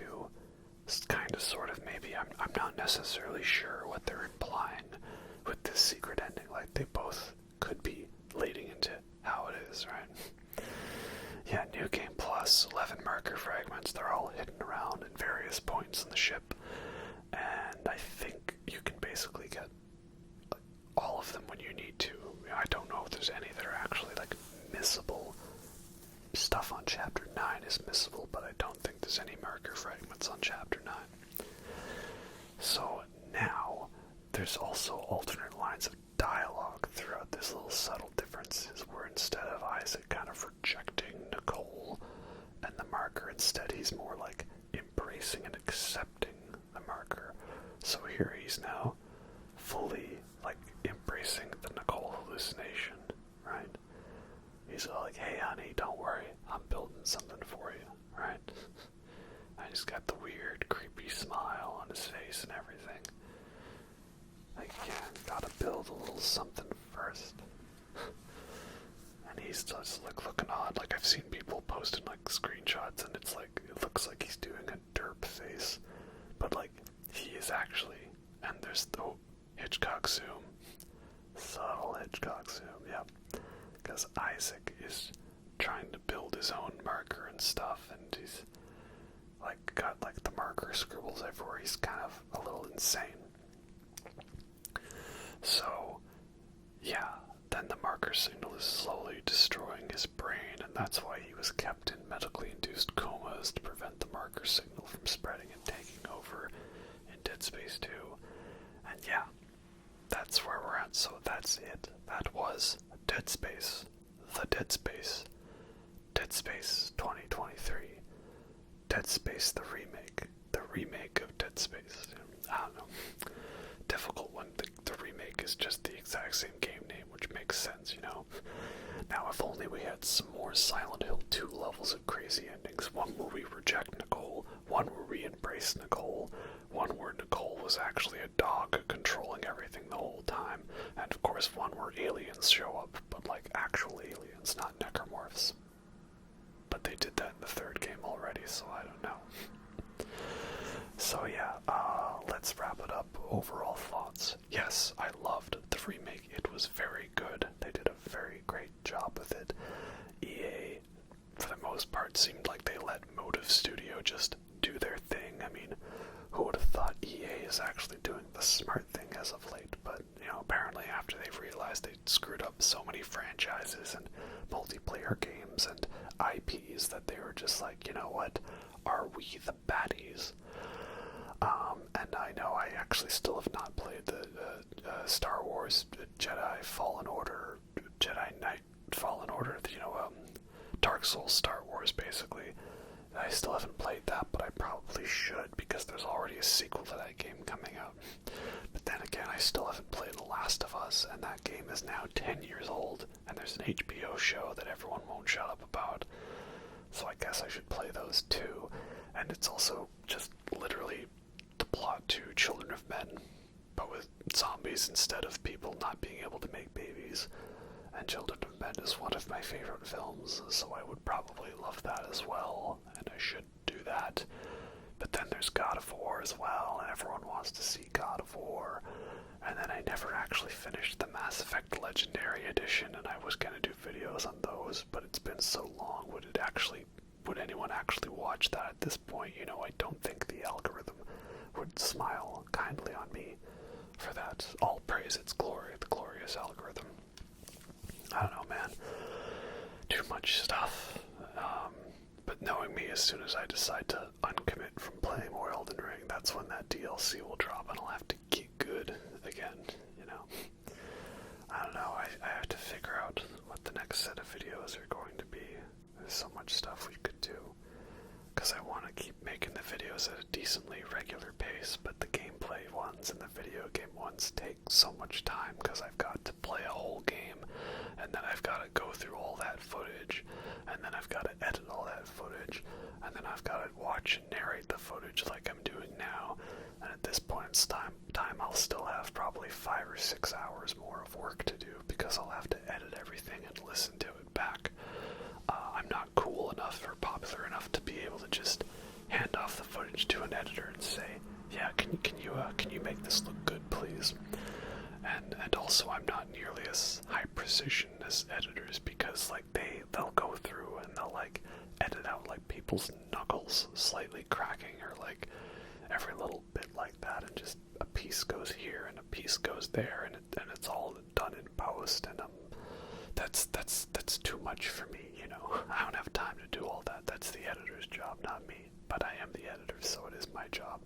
It's my job to not do it, right? Is this making sense? Maybe. Anyway, we're talking about Dead Space, though. It's great. Some of the things I wish were better. The exploder sounds from the original would have been nice. The old necromorph sounds, I guess they're more iconic. You know, I would have liked that too. You know, I wish we could have maybe gotten like Force Gun original Alt Fire, or Contact Beam original Alt Fire. Those would have been good. And I preferred OG Hammond and Kynes voice actors, and some of the dialogue for them was a bit better. And like, I don't like how after you kill the hunter, like, he doesn't get disintegrated by the fire, and you're thrust into another boss encounter literally the second afterwards. And I don't like that Mercer's death is so anticlimactic, like to the point where I even kind of thought, did he die? Did he unalivened? I don't know. But then everything else I do like, you know, the necromorphs look great in this, different but still great, and the flesh peeling system like that they got from like Doom Eternal and Resident Evil 2 Remake, that is awesome as well. It looks so good, and like the Force Gun just blows the skin right off them. That's wonderful as well. I love that. And like, just everything feels great. Like, the haptics are very subtle on the PS5 controller, but when you notice them all of a sudden, oh yeah, I'm noticing it, that's great. And I love the Intensity Director, definitely one of my favorite additions, because now there's a backtracking element to it, but it's not a tedious backtracking, it is all optional. It's not like, annoying backtracking like Dead Space 3, and it's not like they're just copy and pasting reused environments and calling it a new side quest or a new mission, you know. And then it also makes it so the game's unpredictable. This is the one thing I always wanted, was Dead Space randomizer, and we got that to a certain extent. I mean, it's very clear that like the encounters you have going through the story are scripted to a certain extent, but everything else is off the table when it comes to that. Who knows what's going to happen, right? So it's a nice way to be able to balance for appropriate video game difficulty, but also allowing for some randomization in those events, right? And it's just great how you can go through a room and then go back in, and now the lights are off and there's smoke everywhere. And then there's necromorphs around the corner, and sometimes they're not even announced to you with jump scare music. That is great too. And in earlier parts of the games, when you don't have benches or stores right next to each other, it makes you start questioning, okay, is it worth going back through a couple of rooms to go to that bench, or should I wait until we get to one further ahead? Because knowing my luck, if I go open too many doors, go through too many doors, that'll lead to an enemy spawning, right? Only thing, I think it would have been so cool if they could have done this, but I'm not sure if it was a technical thing, but like, if they had it so that if you didn't kill an enemy in the area, that enemy was still there when you went back. One thing that they didn't really have as many opportunities for in Dead Space 1 was, I felt in Dead Space 1 original, that necromorphs were more prone to like jumping in vents and then popping in a vent near you and around you. And I don't know, I didn't really notice that happening as much. They seemed more like once they'd popped out into the world that they kind of just like stuck along with it, you know. Maybe it was just my personal experience, but I feel like they weren't so quick to like, oh, you left me and went in another door, allow me to hop in a vent and then quickly pop out of another vent, so I'm now in the room with you. I can think of a couple times it happened, but I don't know, something about it in my mind made it seem more frequent in original Dead Space. The same goes for the hunter. There's some rooms where it's like, now he will be more relentless and follow you more, like the first encounter in the med bay. But then also, there's bits where it's like, oh, you go one room over, and then you go back to where he was, and now he's just gone. He gave up very, very quickly on you there. Like if the hunter had been full on, like, Tyrant from Resident Evil 2, Mr. X, that would have been so, so terrifying. Especially having it so that he could show up in safe rooms. But to be fair, necromorphs will spawn in safe rooms in this new one. Like, I had it multiple times where it spawned one in a safe room just to kind of shine it on you. Like, you can't do that, this is a safe room. Well, not anymore, there's no safe rooms anymore in this version of the game. So that is good.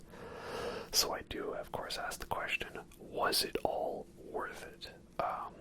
I would say yes. There's a whole lot of people that are now playing Dead Space for the first time, and they're really into it, and they're still loving it, even if they don't have the experience from the original, and the original's not going anywhere. It's still there, it's still on PC, and it's still on the old consoles. Granted, you know, you have to have discs for that or download it, which I do, so I'm good on that element. So yes, this was worth it, and I think it overall succeeds and deserves praise and positive attention. Well done, Motive Studios. You guys did good. Good job on making a great game, and good job to EA for not screwing it up.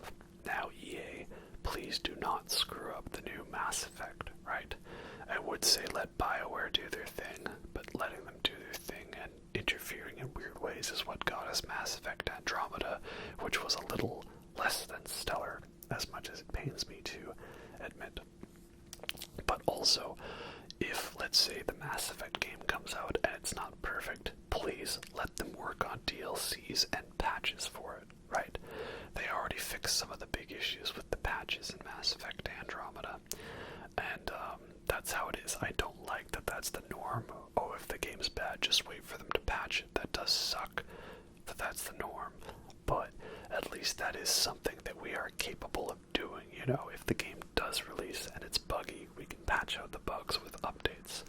Like I keep seeing every day that Callisto Protocol is still getting updates and bug fixes and stuff, so I do want to play that one. I'm not sure if I'm going to make a video on it, though. It's one I kind of feel I just might want to play, and maybe if there's like one or two cool moments, I might save those and use that as the springboard for talking about the game. But we'll see. I don't want to overly commit to the idea that yes, I will make a Callisto Protocol video, because I don't know. I don't know if that's going to be a thing or not, so don't get your hopes up on that one, but I am going to play it, that's for sure.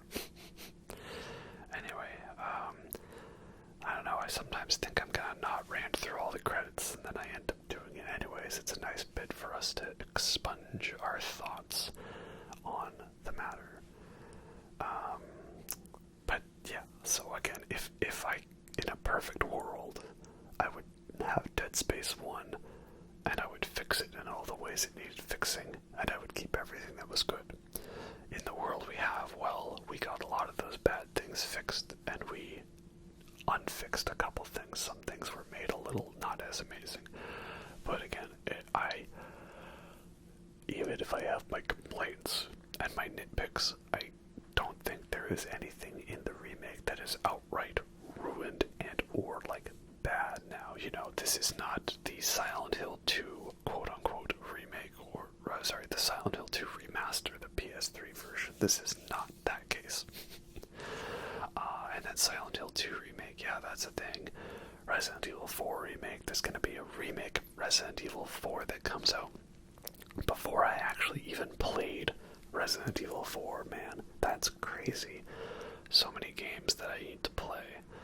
But that takes time, you know, and then I gotta watch all the movies, because there's the Oscars coming up, and Women Talking is still not on streaming anywhere, and we're all gonna lose our Netflix accounts because because Netflix thinks that password sharing is the reason that they're losing money and not that they offer subpar quality content. Much in the same way that big corporations like Walmart think that shoplifting is the reason they're losing money. And not that people just aren't shopping at places because of price gouging and stuff and bad corporate decisions and refusing to hire properly staffed places. But that's just my thoughts on the matter, you know. Who's to say that's actually what the case is now? It's probably shoplifting. That's definitely the problem we've got to address. Anyway, I think I will start to wrap it up here then. Who knows? Maybe how much time do I have left in the video? Oh, no, not too much, is it? Man, some of these new games have really long credit sequences. Like, I'm pretty sure my Returnal video, like 2/3 of that video is probably just credits. Because there's not many boss fights in it. What am I supposed to do to expunge out the time? And that's the other thing. I need to go back and play Returnal. Because they added a whole DLC and like a tower climbing thing. Like levels of the tower. Like it's Tower of Orthanc or the Tower of Barad-dûr in or Palantir of Sauron and Palantir of Saruman in the Lord of the Rings games. Oh man, those games were so much fun, right? Yeah, so much stuff. And like, I never even played Sekiro after the big update because I finished the game. And then they came up with the update like nearly a year later, and I was like, well, I'm kind of moved on to bigger and betterer things, you know. And yeah, there's a boss rush mode. I guess that's fun. And oh, you can leave notes. That's cool. I guess. I know. I think I need to replay Sekiro as well because I was thinking in my mind about making a video ranking like the Souls games and stuff, and of course I would include Sekiro and Bloodborne, even if those aren't really Souls games, but they aren't.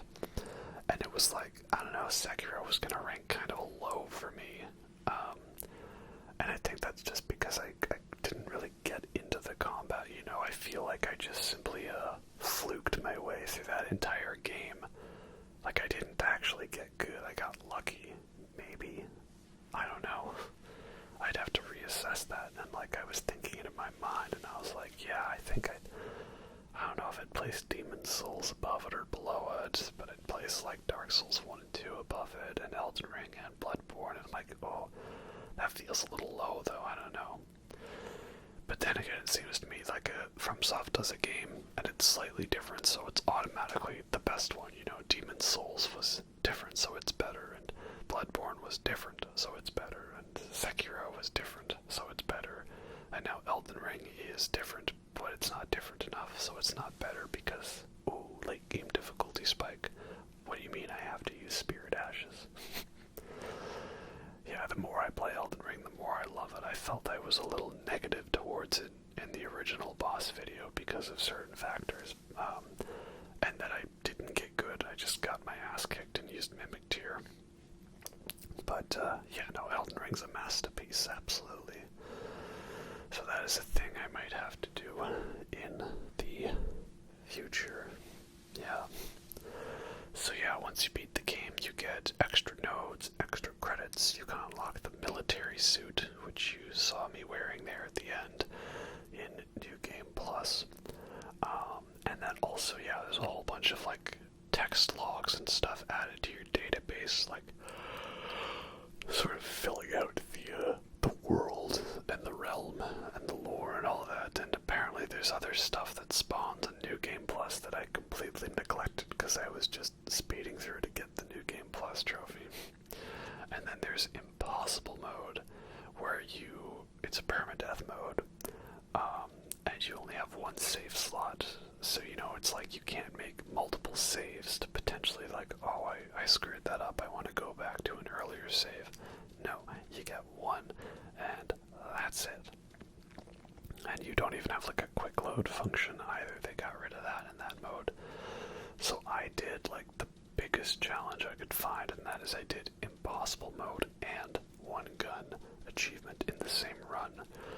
And it actually wasn't as bad as I thought, because you get the upgraded stasis that helps you deal with swarmers, and you get so much ammo, and any extra ammo you get, you just sell, and you can hold on to I didn't do it, but you can hold on to a gun or two, a different one. You'll get ammo for it, and you can sell that. Like, you don't even need to buy power nodes. The game will hand you so many nodes to upgrade everything to the max. Like, it's actually not as bad as I thought. And just don't bother with backtracking, so you don't get the intensity director coming after you. And that's it. That's how it's done. Beautifully illustrated. I'm at 8. Anyway, let me know if you guys are enjoying the Dead Space remake, and do we want Dead Space 4 or do we want Dead Space 2 remake next? That's a tough one for me, because I feel Dead Space 2 is pretty perfect as it is, and I don't really know what you would improve upon that game besides better graphics. I mean, there's no backtracking in that game, right? You're just constantly moving, and I wouldn't want them to add backtracking to that game. That was one of my favorite things about it. There was always something new to see, right? Rather than the USS Killbeast buffet. Alright, thanks to the original team at Dead Space, thank you very much. Thank you all, you guys, for watching my videos and stuff and staying subscribed. Hope this one was to your liking. We will see you in the next one, whatever that video may be. Hope you all enjoyed that, and I'll catch you next time. Have a good night.